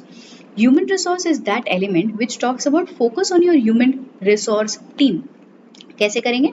The firm should consider the recruitment processes, the performance evaluation, developing the training, competence बढ़ाने के लिए ट्रेनिंग प्रोग्राम अरेंज करवाओ, career development and personal needs. आप उनके बारे में भी तो सोचो कि उनको अपना करियर कहाँ आगे बढ़ाना है. Next, engagement performance. Here we do have some pointers named as consultations, direct supervision review, directions, supervisions, review, DSR we say this, and documentation. ठीक है? So what is this? Let's know. Yeah. So consultation. Engagement partner shall take the responsibility कि हम appropriate जगह से consultation ले रहे हैं, consultation लेने के बाद उसको फॉलो भी कर रहे हैं क्या. सो बी सैटिस्फाइड कि consultation is appropriate either from with in the firm और आउटसाइड द फर्म. अगर हमको ये पता चल गया है कि पर्सन जो कंसल्टेड है वो अप्रोप्रिएट है, conclusions are implemented, follow up ले लो यार कि खाली पूछताछ करके आए हो या उसे फॉलो भी कर रहे हो. Next is direction. Direction of engagement team involves informing the members, such as it involves informing the members about informing it is informing the members about, such as their responsibility, compliances with ethical requirements, planning, responsibilities of engagement partners, objectives of the work performed, risk related issues, problem that may arise in future during the course of audit, the detailed approach to the performance of engagement. ठीक है, so that is directions. ये उनको information दे दो. Supervision किस चीज का करना है? Tracking the audit progresses, consider the competence and the capabilities of individual members, addressing their queries. कुछ ऐसा लग रहा है कि यार प्लान में चेंज करने की जरूरत है, स्ट्रैटेजी में मॉडिफिकेशंस लाने की जरूरत है, सो उसको आप सुपरवाइज करते रहो. And last review consist of consideration whether of following example. Point number 1, work जो परफॉर्म हो रहा है they are as per the professional standard, that is known as review करो कि appropriate consultation have been taken place resulting and the resulting conclusion have been documented and implemented. Nature timing and extent को revise करने की जरूरत है, इसको जो need है या नहीं है. So this is where you perform your review procedures. Next is documentation. Auditor shall document the issues identified with regards to the compliances, the conclusions on the compliances with independence requirement, conclusions reached regarding the acceptance and continuance, the nature and the scope of conclusion resulting from consultations during the course of audit. So ये सारा चीज हमको लिखित में रखना रहेगा. Next is engagement quality control review. So very important point, engagement quality control review is mandatory for listed entities. Whenever you are conducting the audit of listed entities, आपको आपके audit procedures का review करवाना जरूरी है. So it is a process designed to provide an objective evaluation. Underline objective evaluation, MCQ point है. Objective evaluation before the audit report is issued. The reviewer shall perform an objective evaluation of significant judgment, and it includes discussion of management with discussion of significant matters with engagement partner, reviewing the financial statements, review of selected documents and the judgments which are made, conclusions which are reached, evaluation the conclusions which are reached. तो ये सारा है EQCR के process में. So EQCR is mandatory for listed.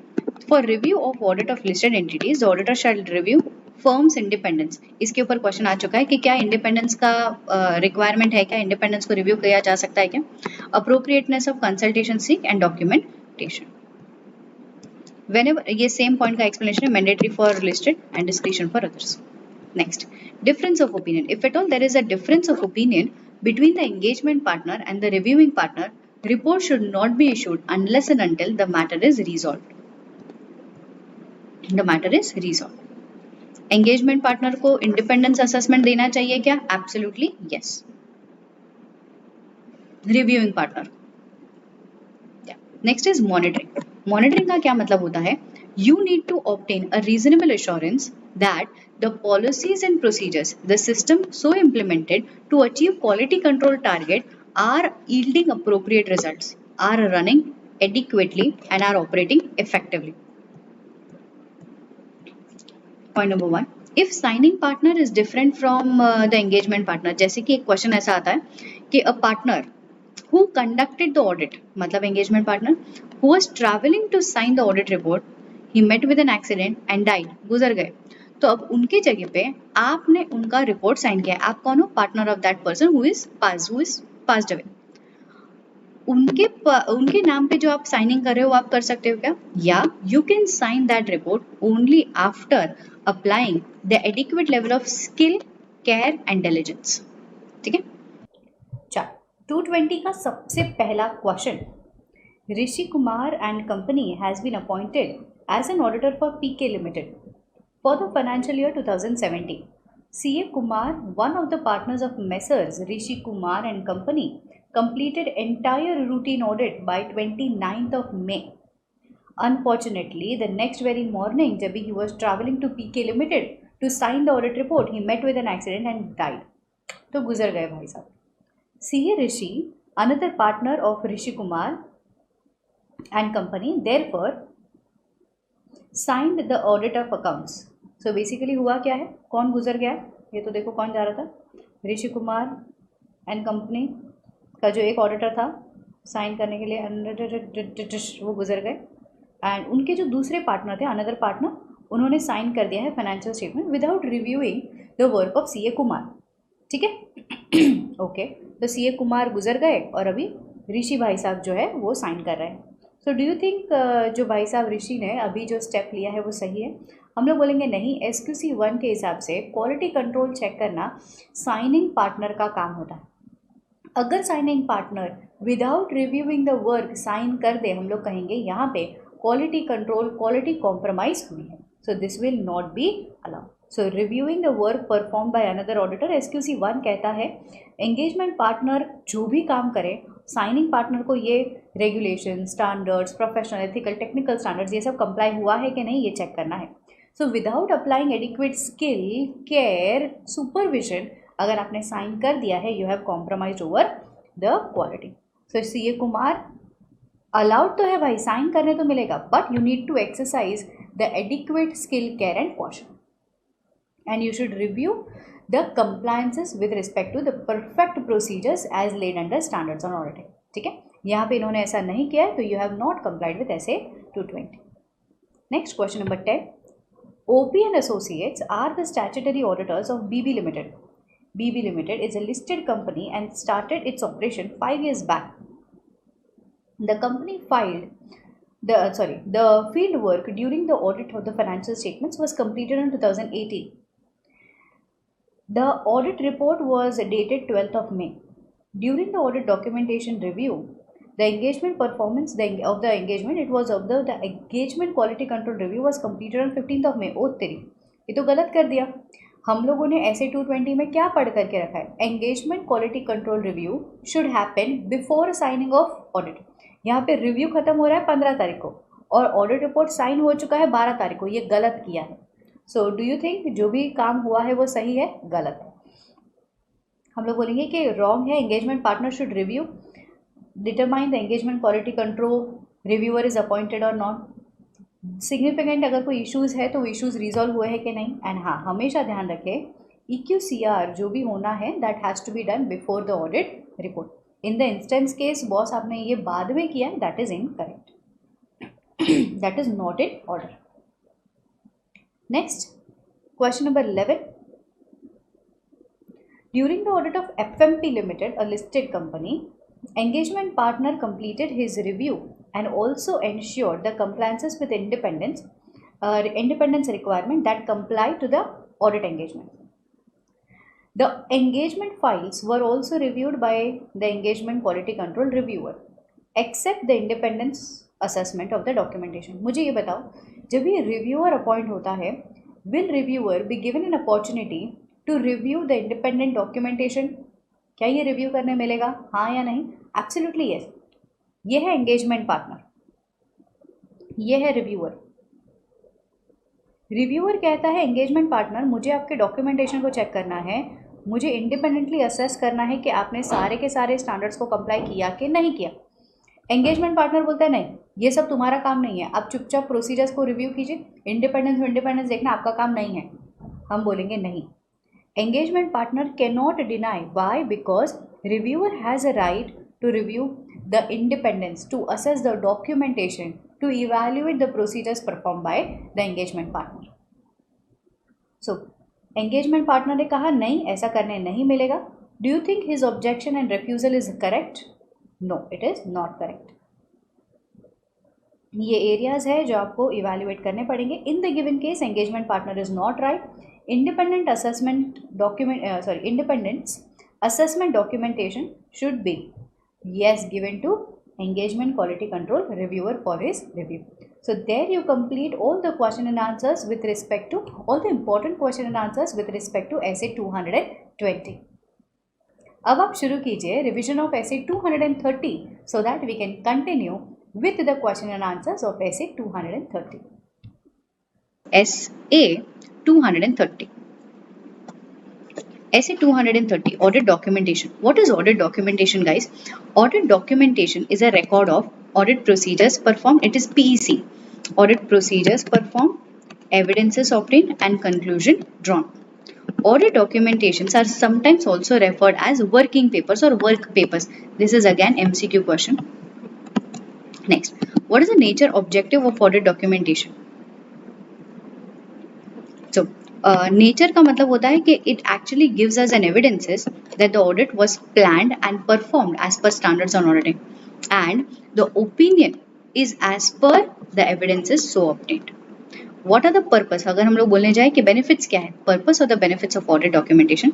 Internal benefit, it assists the engagement team to plan and perform audit accordingly, to assist the senior management to direct or supervise the work, also to establish accountability. These are internal benefits. External benefits के नाम पे हम लोग ये कह सकते हैं कि audit documentation will help. Yeah, एक second students. Yeah, so audit documentation will help to enable quality control review, to enable the external inspection. Next, working papers कितने साल तक संभालने होते हैं? 7 years from the date of audit report or the group audit report, whichever is later. The working papers are the property of the auditor. हाँ, इतना बात समझ लीजिए कि अगर क्लाइंट ने या कोई थर्ड पार्टी ने आपके वर्किंग पेपर्स मांगे हैं, so it is solely your own description to make parts और एक्सट्रैक्ट्स और working papers and to make it available to third party. Next, audit file कब तक असेंबल करनी है? Audit file is required to be assembled within 60 days. Starting from what? Within 60 days, starting from the date of audit report. यहाँ पे whichever is later वाला point नहीं आता, याद रखिएगा. Next, can an auditor delete, discard, modify audit documentation during the course of assembly of audit file? Answer is no. Apparently, जब भी हम audit file assemble करते हैं, हमको audit file में से एक पेज भी आगे पीछे नहीं करना. But हाँ, जहाँ audit वहाँ exceptions. बोलता है however, the auditor may change या फिर may delete, discard, superseded documentation during the administrative process. मैंने कहा मतलब बोलता है may change which are administrative in nature. अब ये changes in assembly कैसे करेंगे समझो. Changes in audit file, before assembly and after assembly cannot change unless it is administrative in nature. During the assembly, यहाँ पे it is during assembly. Unless it is administrative in nature. Deleting, discarding, superseded document during the course of assembly, आप superseded documents को delete कर सकते हैं. Sorting, collating, cross referencing कर सकते हैं. Signing off of the completion of the checklist. Documentation basically जो team से डिस्कस करने के बाद कुछ documentation करना है वो आप कर सकते हो during the course of audit because it is administrative in nature. But after assembly अगर कुछ change आया है, frankly speaking, after assembly you cannot change the documentation except it is because of subsequent event. अगर subsequent event होने के नाते documentation में change कर रहे हो तो auditor को ये लिखना है क्या change किया है और किसने change किया है, कब change किया है. ठीक है. सो दो पार्ट में चेंजेस हो सकता है, during the course of assembly, after assembly. During the course of assembly only administrative nature के चेंजेस अलाउ करेंगे, आफ्टर असेंबली सब्सिक्वेंट इवेंट्स के नाम पे चेंजेस अलाउ करेंगे, एंड उसमें भी आपको ये एडिशनल पॉइंटर्स लिख करके रखने हैं. Everyone done with this? Next, form and content of audit documentation depends upon SA read. What is SA read, guys? SA read. Size and complexity of audit procedures. A stands for audit procedures. हमारे फूफा जी risk of material misstatement जो हर answer में मुंह खुला करके बैठ जाते हो, risk of material misstatement. E stands for audit evidences. E stands for extent of expectations which you have exceptions which you have identified. T stands for methodology and tool. और last वाला point actually आपको अलग से बाहर करना है, the need to document that conclusion. Next, the auditor should prepare the audit documentation that is sufficient for an experienced auditor to understand the procedures, the evidences and the conclusion. Experienced auditor कौन होता है? Experienced auditor वो होता है जिसके पास enough of practical experiences है, जिसके पास एक reasonable understanding है कि audit procedures कैसे चलना चाहिए, standards कौन से applicable है, business environment के बारे में उनको थोड़ी बहुत knowledge होनी चाहिए, and financial reporting क्या है, entity कहाँ पे कौन सी industry को belong करता है, इसकी knowledge experienced auditor को होनी चाहिए. Next, documentation. This is para number A8, A8 to A10. ठीक है. So documentation of significant matters and significant professional judgment ऐसे 230 में वो लोग कहते हैं कुछ ऐसे मैटर्स है, 5 चीजें पढ़ाने वाली, कुछ ऐसे मैटर्स है जो आपको डॉक्यूमेंट करके रखने ही रखने हैं। The matter which gives rise to risk, पहला। दूसरा, कुछ ऐसे evidences which is indicating material misstatement. तीसरा, कुछ ऐसे evidences which is needing you to revise risk of material misstatement assessed prior. Fourth, difficulties in applying procedures. Fifth, कुछ ऐसे प्रकार के findings which is leading to modifications. Next, professional judgement के regards में चीजें जो आपको डॉक्यूमेंट करनी है, that is the rationale behind the conclusion, the basis for the reasonableness of the area and the basis for the conclusion कि जो document है वो ऑथेंटिकेटेड है या नहीं है, उसके पीछे जो आप जजमेंट लगा रहे हो उसको डॉक्यूमेंट करके रखिए। Next, the documentation of nature, timing and extent of audit procedures includes identification of the characteristic of specific items, who has performed that work, who has reviewed that work। ठीक है, तो procedures के नाम पे आपको क्या डॉक्यूमेंट करना है? स्पेसिफिक आइटम या मैटर जो आपने टेस्ट किया है, किसने परफॉर्मेंस किया है एंड किसने उसका रिव्यू किया है। This was a question which was actually seen in the previous intermediate level का पेपर। बोलता है example of audit documentation includes audit programme, analysis, issue memorandum, summary of significant matters, letter of confirmation and checklist, correspondence जो आपने किया है, ये सारा चीज आप डॉक्यूमेंट करके रखेंगे। There you complete the quick revision of SA 230। Guys, इसके बारे में जरा अच्छे से पढ़ लीजिएगा। This is a very important fact कि आप चेंजेस कर सकते हो क्या। तो changes which are administrative in nature during the course of audit वो कर सकते हो। उसका एनालिसिस जो है वो मैंने यहाँ पे दे करके रखा है, ठीक है। तो दिस इज क्वाइट इंपॉर्टेंट। चलिए, let us start now with the question and answers of SA 230, that is audit documentation. Question number 12, Mr. PM, a practicing chartered accountant, has been appointed as an auditor of Truth Private Limited. ठीक है. What are the factors influencing the amount of audit working papers to be maintained for the purpose of his audit? Simple and straight, very easy question. हम लोग कहते हैं कि क्या factors, what are the factors which the auditor should see in order to maintain the size of the audit file? क्या है ये?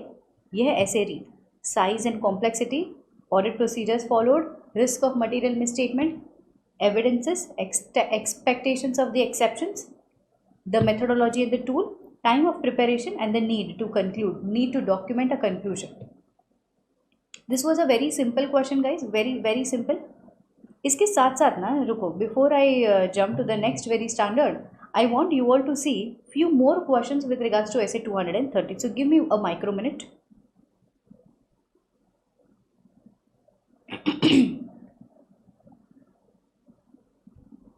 So this question are from the intermediate modules, but they are very beautiful questions which are crafted.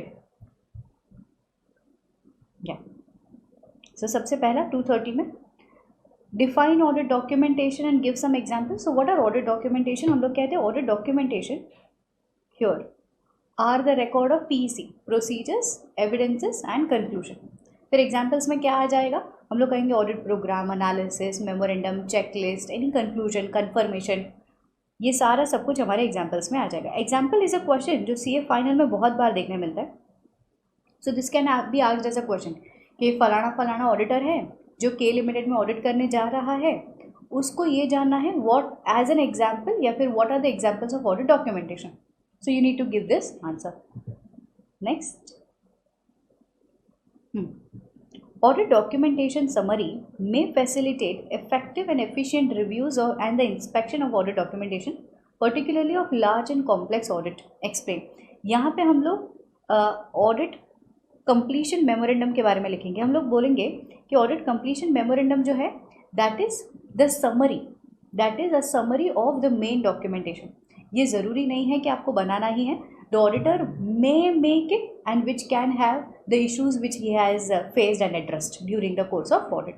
तो यहाँ पे completion memorandum का answer आएगा। ये question मैंने अभी पढ़ा है, the fact ऐसे रीत वाला आंसर है ये, ऐसे रीत। ओके, नेक्स्ट बोलता है what are the significant matters। हाँ, ये वाला क्या क्वेश्चन है समझो। What do you mean by audit documentation? Meaning लिखना है। What are the nature and the purpose? What is the nature and the purpose? Nature कुछ ऐसा है that the third person, the experienced auditor will be able to understand that the procedures are performed in accordance with essays and conclusion is drawn in accordance with essays. So this is nature.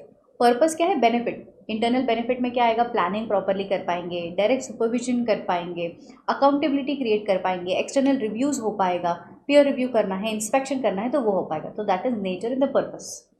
ठीक है, तो nature क्या है? Conclusion is as per SAs and planned and performed as per SAs. Purpose क्या है? ये benefits लिखना है। ठीक है, क्वेश्चन नंबर बी क्या कहता है? Judging the significant matters requires an objective analysis, documentation of professional judgement. हाँ जी, ये कौन सा क्वेश्चन है पता है आपको? गाइज यू रिमेंबर मैंने आपको 5 पॉइंट्स रिवाइज करवाए थे with respect to yes significant professional judgement and significant matters जिसके बारे में डॉक्यूमेंटेशन करना है। स्टैंडर्ड के हिसाब से बोलने जाऊँ तो this is para number A8 to A10 of essay 230।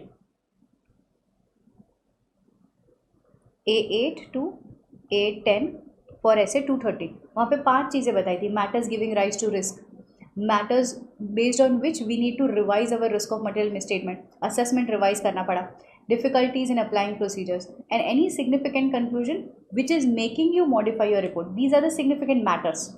और हम लोगों ने जजमेंट के लिए 3 बातें कही थी, the rationale, the basis and the authenticity of the documents. हाँ ये देखो, matters giving rise to risk और the significant risk, result of the procedures जहाँ पे आपको रीअसेस करना पड़ रहा है risk of material misstatement, difficulties in applying procedures and findings जिससे आपको मॉडिफिकेशन करना पड़ रहा है। एंड प्रोफेशनल जजमेंट में 3 चीज़ें as I told you, the rationale, the basis and the reasonableness of the conclusion and authenticity of the documentation. ठीक है, this is para number A8 to A10। Question क्या था? What are the significant matters और the significant judgement over which you need to have documentation. Okay, SQC 1 के हिसाब से the firm should establish the policies and procedures for timely completion of the assembly of audit file. Explain. हम लोग कहेंगे बिंदास yes. SQC 1 as well as 230 हमें कहता है within dash days, within 60 days the auditor should, very good, the auditor should assemble the audit file 60 days from the date of audit report. The auditor should assemble the audit file. ठीक है, and इसको retain करना है for the period of 7 years from the date of audit report और group audit report whichever is later. तो यहाँ पे इसी चीज़ को एक्सप्लेन करना है, टाइम को। यस एंड हाँ, मुझे ये बताओ क्या during the process of assembly we can change, we can modify the documentation? हम लोग बोलेंगे yes, modification and documentation is possible provided that is administrative in nature. पता है मैंने आपको यहाँ पे आंसर बताया था, सॉर्टिंग, कोलेटिंग, सुपरसीडेड डॉक्यूमेंट का deletion, signing off the checklist, ये सारा चीज़ चलेगा। So which are administrative in nature उसको चेंज कर सकते हैं, बट इसके अलावा और कोई चेंजेस हम लोग डॉक्यूमेंटेशन का नहीं कर सकते during the phase of assembly of audit file. यहाँ पे completion memorandum, mark this as an expected exam question guys. ये आपके CA फाइनल के ICAI के दिए हुए MCQ बुकलेट में एक क्वेश्चन, ठीक है। Completion memorandum is a summary, ठीक है, audit documentation summary. Yes, so these were the questions with regards to essay 230।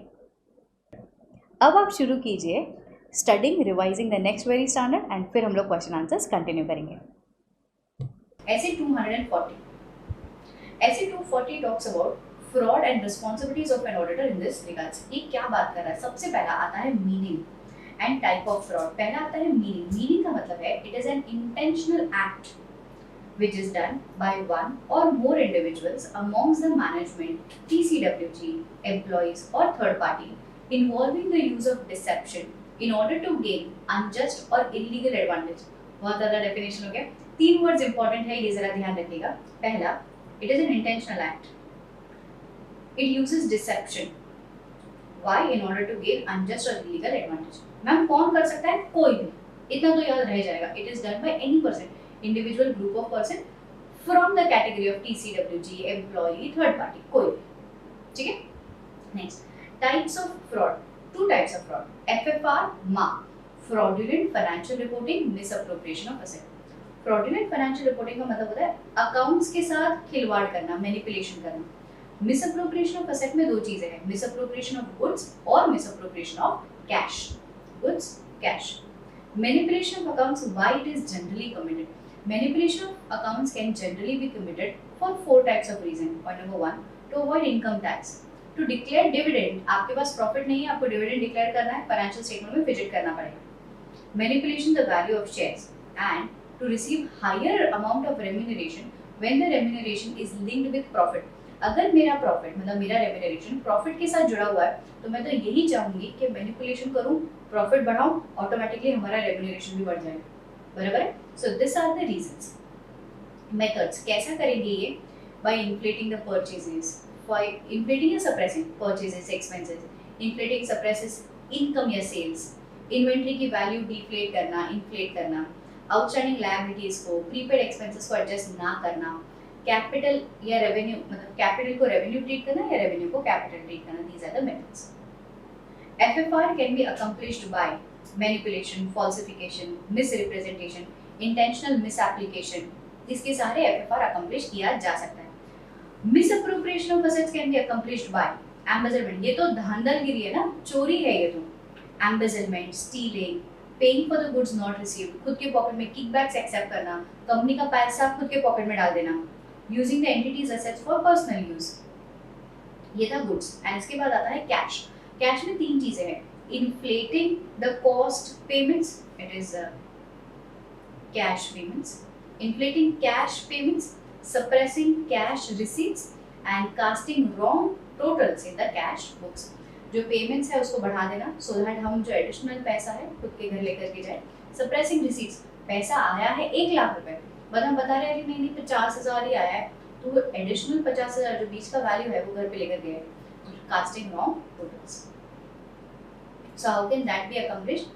Paying against the fictitious vouchers, inflating the payment vouchers, amount of payment vouchers, manipulating the wage total, casting larger total to the expenditure, suppressing cash receipt, teaming and leading, adjusting unauthorized rebates allowances, not allowing cash sales, miscellaneous expenses को allow नहीं करे मतलब book नहीं कर रहे books of accounts में, not recording, writing down the value of assets.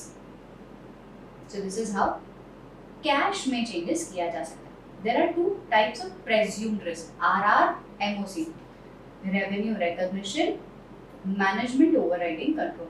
What is revenue recognition? देखो sir, जिनके हाथ में पैसा लक्ष्मी दिखता है ना, ग्रीडनेस अपने आप आता है. सो वो लोग कहता है जो पर्सन पैसा कलेक्ट कर रहा है, कैश सेल्स कलेक्ट कर रहा है, सेल्स का पैसा कलेक्ट कर रहा है, देयर आर हाई चांसेस कि ये पर्सन रेवेन्यू रिकॉग्निशन में जुल जपाटा करे. तो हम लोगों को इससे कैसे लड़ना है? What procedures I can apply? Point number 1, be alert, skepticism apply करो. Operating effectiveness of internal control over revenue recognition area.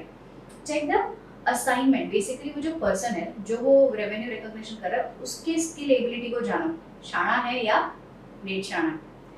Checking the accounting policies, principles which are followed, whether they are followed consistently or not. Audit procedures for evaluating MOC. पहले तो ये समझो what is MOC, management overriding controls का क्या मतलब? जिसके हाथ में सत्ता होती है वो इस सत्ता को ओवरराइड करे, ऐसे चांसेस हैं. So management are at that unique position that it may be involved in fraudulent activities.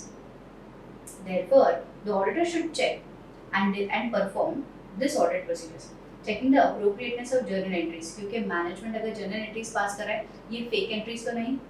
Check the adjustments made at the year end. Review the estimates whether no fraud is involved, and also inquire about the personnel who is so involved in financial reporting process. Ma'am, what are the techniques via which the management can override controls? Recording fictitious journal entries, inappropriate adjustments करना, assumptions को change करना, omitting, advancing, delaying, concealing, engaging in complex transaction, altering the records. ये सारे तरीकों से management can override controls. Next, what are the circumstances that induces the management और employ to commit fraud? पहला, financial obligation. देखो sir, हम लोग कहते हैं ना हमने नहीं किया, ये पापी पेट के कारण काम गलत करना पड़ रहा है, so that is financial obligation. Management ने अनरियलिस्टिक गोल्स दे करके रखे, इस साल मुझे कम से कम 100 करोड़ का टर्नओवर चाहिए. अरे लाए कहाँ से? मार्केट में मंदी चल रही है तो मैनिपुलेशन करेंगे. Dissatisfaction of employ, lack of motivation, name game हो रहा है, काम कर कोई रहा है और प्रमोशन किसी और को मिल रहा है. opportunity to commit fraud, there is no kind of supervision.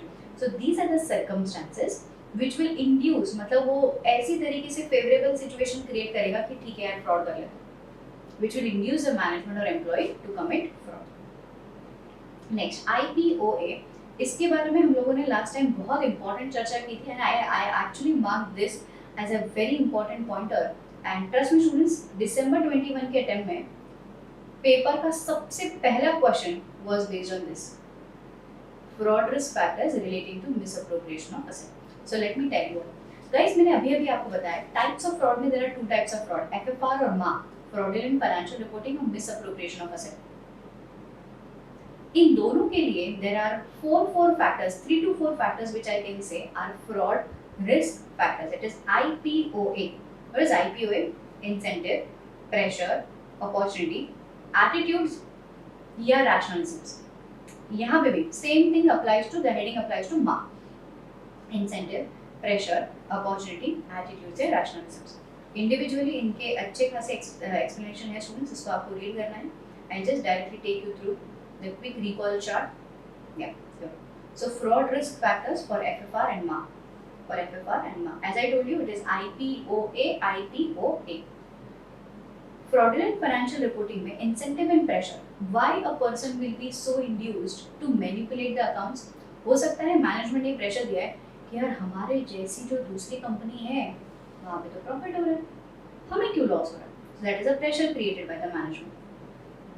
So high degree of competition, change in technology, management ने unnecessary under pressure expected result को achieve करने के लिए लगाया है. Significant decline in customer demand, operating losses हो रहा है, negative cash flow हो रहा है, statutory requirements नई आती गई है. So this can actually put the employee management under pressure to manipulate the accounts. Next, opportunity. Basically internal control work, basic जहाँ पे internal control weak है वहाँ पे हम लोग बोल सकते हैं कि अपॉर्चुनिटी है टू कमिट फ्रॉड. तो स्ट्रॉन्ग फाइनेंशियल डोमिनेंस, इंडस्ट्री में हमारी चलती है, हमारा बोलबाला है, तो गलत काम करेंगे फिर भी कोई समझ नहीं पाएगा. हमारा पूरा financial statements are based on estimation, subjectivity बहुत ज़्यादा है, कोई चेक नहीं कर पाएगा. कॉम्प्लेक्स ट्रांजेक्शन, ये आप लोगों ने भी बहुत बार किया है ना स्टूडेंट्स.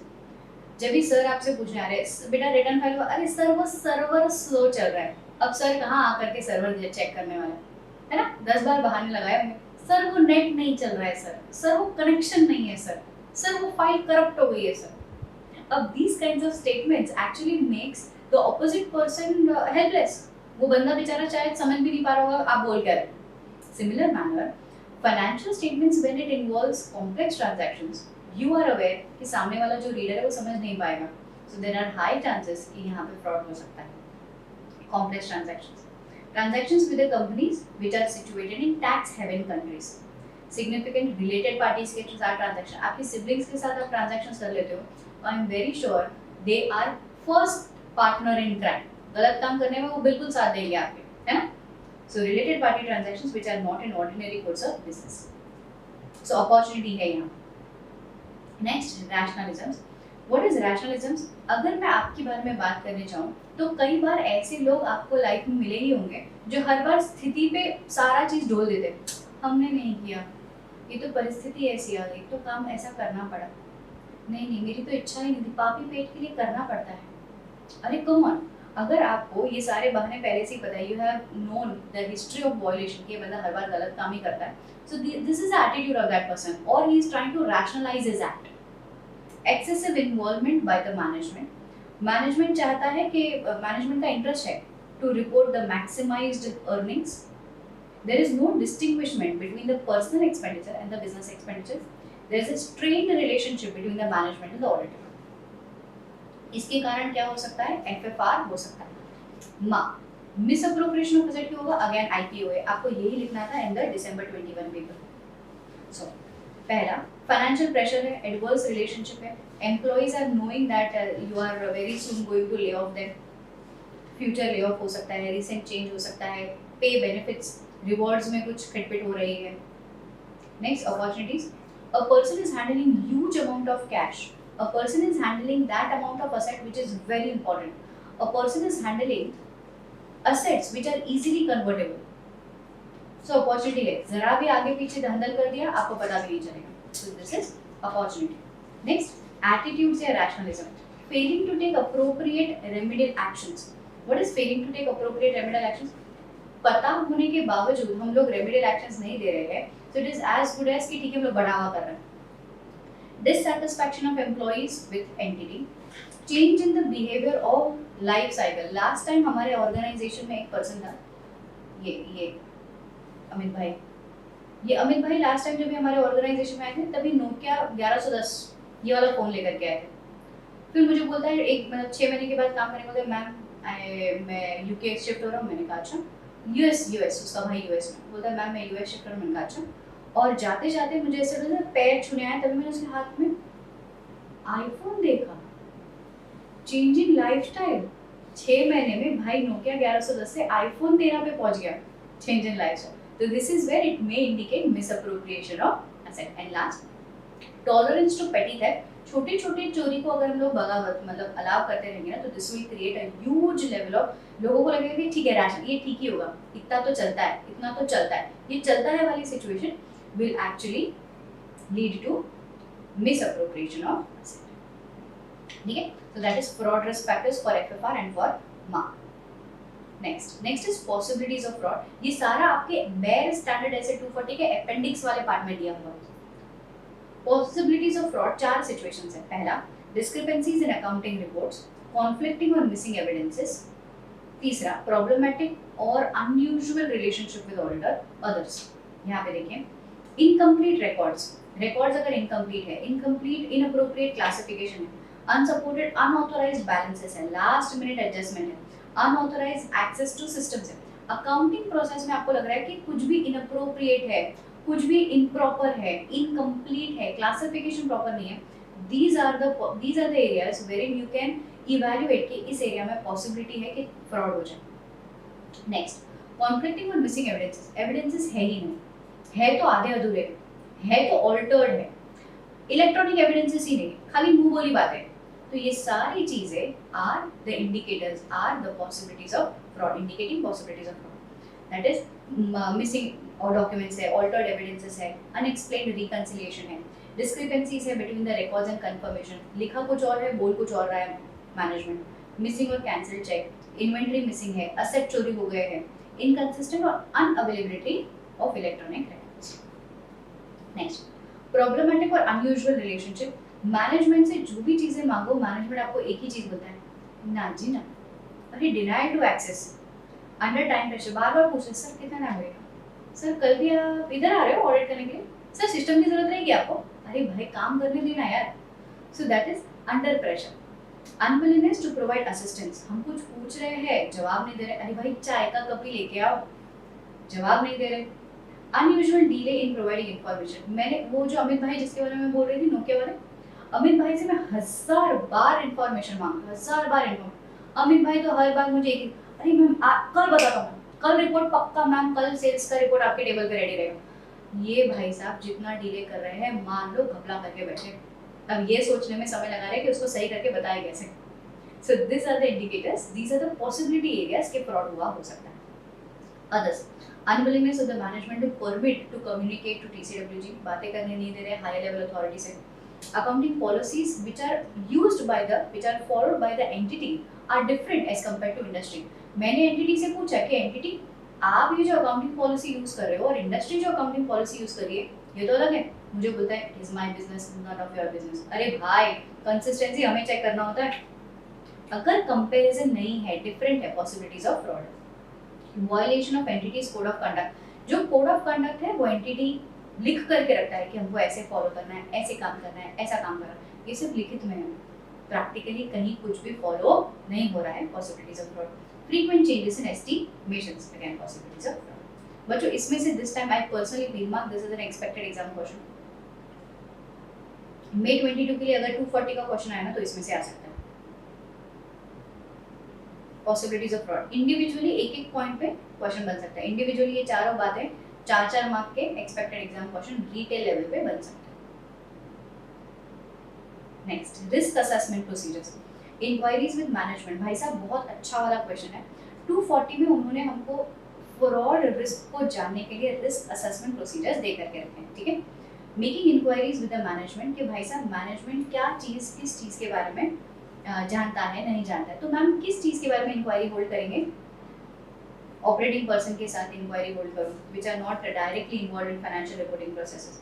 एम्प्लॉइज किन के साथ, मतलब विद इन एंटिटी किन के साथ बातें करेंगे? एम्प्लॉइज के साथ इंक्वायरी होल्ड करो। Employees who are involved in initiating, processing, closing, recording the complex and unusual transaction. In house legal counsel के साथ बात कर लो।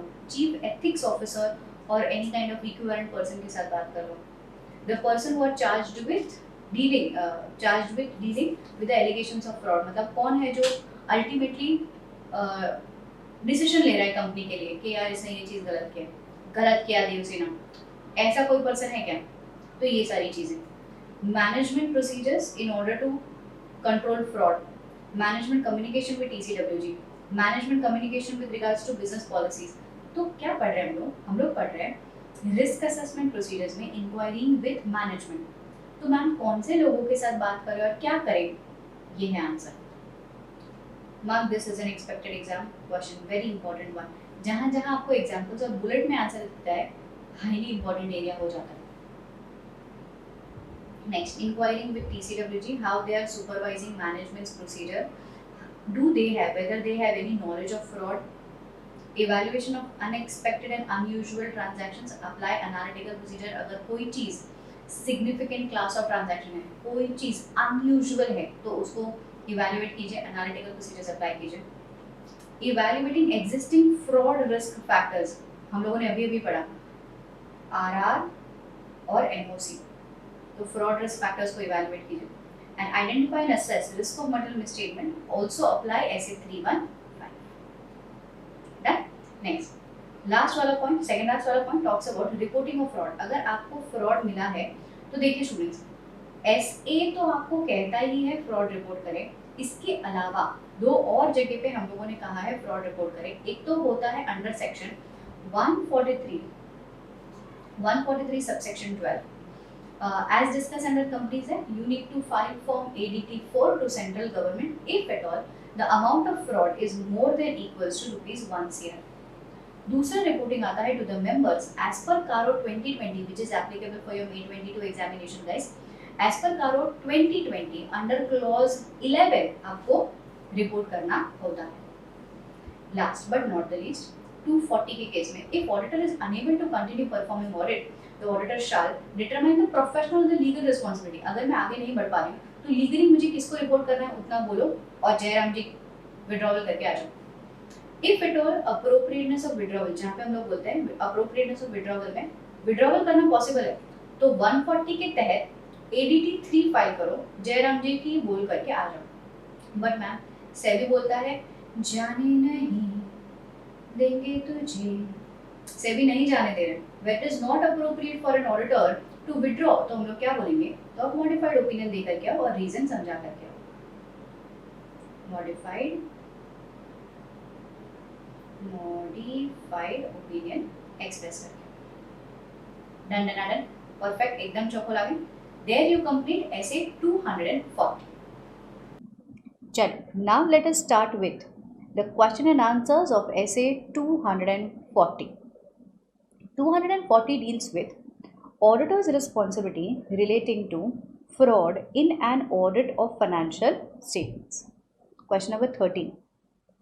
Messrs Innocent Limited has entered into the transactions on 25th of February 2018 near year end, whereby, अब near year end को underline करना, पता है guys management overriding controls के केस में हम लोगों ने ये पढ़ करके रखा है कि मैनेजमेंट ओवरराइडिंग कंट्रोल्स के लिए आपको क्या चीज़ चेक करनी होती है, you need to check out the adjustment entries which are made during the year end. So this question is based on that, whereby he agreed to pay 5 lakhs per month to Mr. Yuvraj। Year and transactions के बारे में बता, 5 lakhs mister युवराज को दे रहे हैं as annual retainership fees for engineering consultation. कि कोई एक इंसान है युवराज भाई साहब, उनको बोला जा रहा है कि मतलब बुक्स ऑफ अकाउंट में ऐसे शो किया जा रहा है कि 5 लाख हर महीने हम लोग भाई साहब को देते हैं ऐसा फॉर कंसल्टेशन, बट एक्चुअली में ऐसा कोई अमाउंट पेमेंट नहीं हुआ था, खाली बुक्स में प्रोवाइड करके रखा।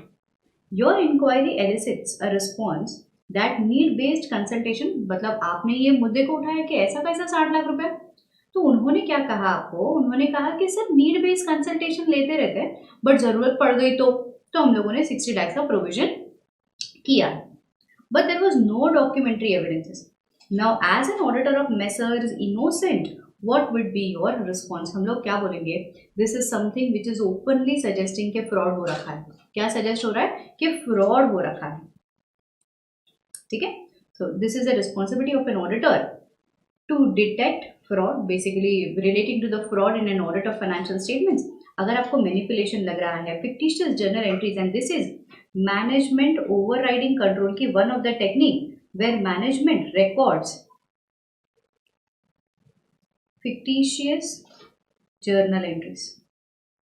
ये fictitious journal entries पास करने में अगर आपको लग रहा है कि this is in order to manipulate the accounts, profits को मैनिपुलेट करने के लिए ये पास किया गया है, यू विल वेरीफाई डिटरमाइन के फाइन कुछ फ्रॉड तो हुआ है या सस्पेक्ट करोगे। इसके आंसर में आप ये भी लिखोगे कि अगर फ्रॉड सस्पेक्ट हो जाता है, you will have to determine your professional and legal responsibility, that is as per section number 143(12).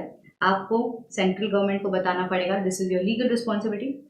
In case if at all the management are imposing some restrictions, you can also evaluate what withdrawal if at all it is legally permitted. इसके बाद you will discuss with an appropriate level of management. अगर आप withdraw कर रहे हो फिर भी आपको TCWG के साथ बात करना है, 140 के हिसाब से ADT3 फाइल करना है, so on and so forth. And also guys, understand, जहां पे आपको फ्रॉड मिलता है आपको कारो क्लॉज नंबर 11 में रिपोर्टिंग भी करनी होगी। That was question number 13। आगे बढ़ते question number 14। Mister Shah is reviewing anti fraud controls for construction company. The company has witnessed a few frauds in past, mainly in the nature of material stolen from the sites, fake expense vouchers and stuff.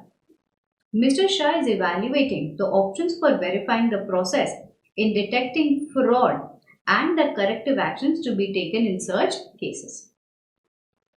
As an expert, you are required to advise Mr. Shah as to how the inventory fraud occurs and verification procedures which are required to be followed in detecting the same.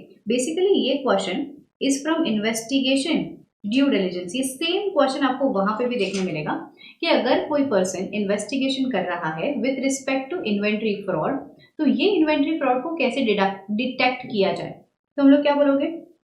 ये frankly speaking inventory fraud is a type of misappropriation of asset.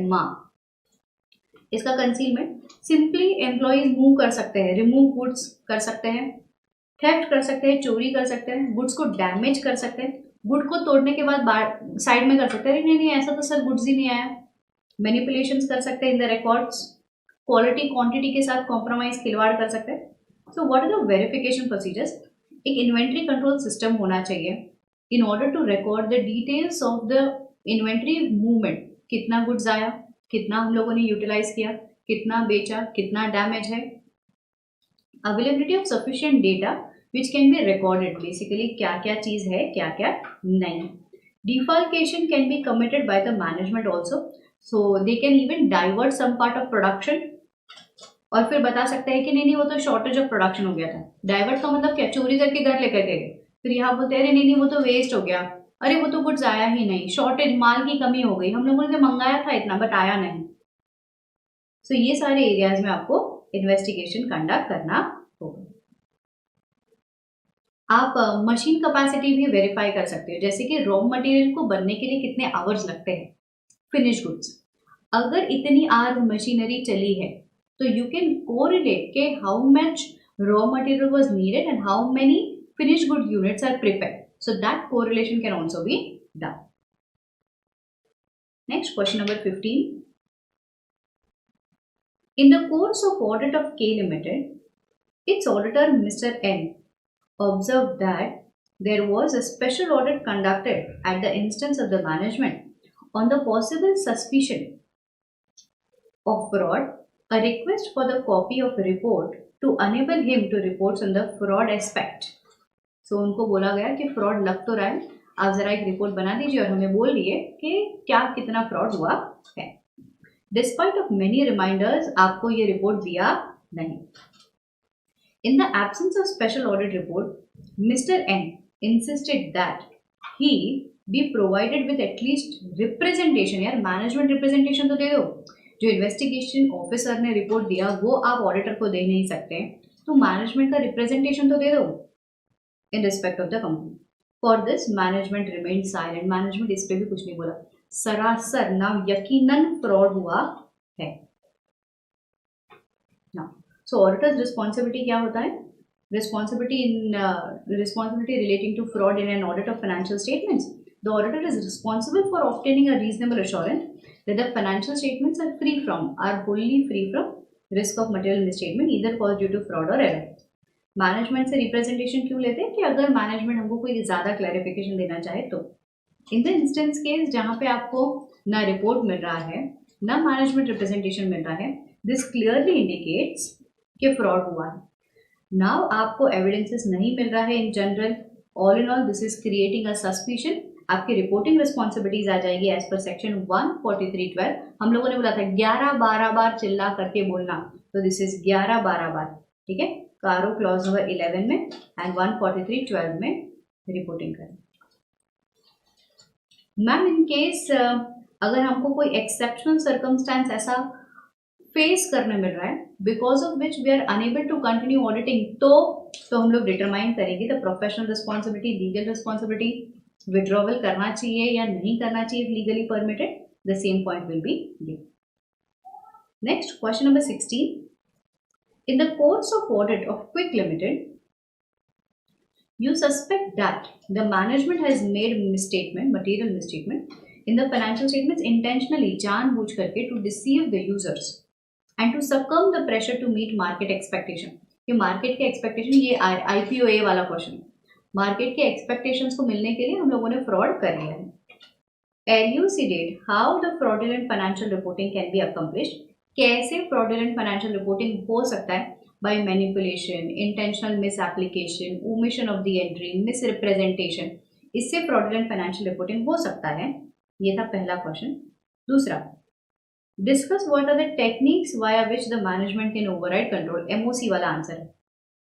How the management can override the controls? Yes, very well. Recording fictitious journal entries, steaming and leading, altering the records, omission, है ना? So this is how and this is techniques. Fictitious journal entry, inappropriate assumptions, omission, concealment, engaging in complex transactions, altering the records, so on and so forth. ये अभी recent exam asked question, November 20. Next, question number 17. Messrs. Kumar and Company, Chartered Accountants, were appointed as statutory auditor of PC Limited for the financial year 2021. During the course of audit, one of the partners, CA Kumar, observed that there is misappropriation of asset in the form of the theft of the entity's inventory and is perpetrated by employees in relatively smaller amount. बोलता है कि चोरी हुई है and auditor को पता चलता है कि ये एम्प्लॉय ने चोरी की है, छोटे छोटे अमाउंट में चोरी करते गए सो दैट किसी के नजर में ना आए। CA Kumar is concerned with existence of certain circumstances for increasing the susceptibility of misappropriation. Okay, now the question lies here. Guide CA Kumar with respect to risk factors relating to the misstatement arising from misappropriation of asset with reference to relevant standards. बच्चों ये क्या point है? ये IPOA वाला point है। Misappropriation of asset कैसे हो सकता है? Which fraud risk factors? Incentive, pressure, opportunity, attitude and rationalism। ये वाला पॉइंट, वो चार्ट जो मैंने आपको लिखा करके रखा था वो लिखना है। IPOA, ठीक है। एंड ऑल्सो गाइज यहाँ पे वो इन लैक वाला आंसर भी आएगा। Lack of internal controls over safeguarding of assets में also increase the susceptibility of misappropriation of asset, ठीक है। In lack, inadequate segregation of duty, inadequate या फिर lack of mandatory vacation, lack of holidays, lack of supervisions, है ना, ये सारा चीज भी, ये वाला पॉइंट इंडिविजुअली भी क्वेश्चन में आ सकता है। Susceptibility of, for example this is a main answer जो आपको लिखना है, market very, this is in lack, in lack, याद आया, इनएडिक्वेट, इनएडिक्वेट, इनएडिक्वेट, checks, job screening, record keeping, authorization approvals, physical safeguards, lack of timely reconciliation, lack of documentation, lack of mandatory vacations, inadequate understanding of technology, inadequate access control over the automated records. So these are the main important points which you should write. So there, students, we complete the questions of essay 240.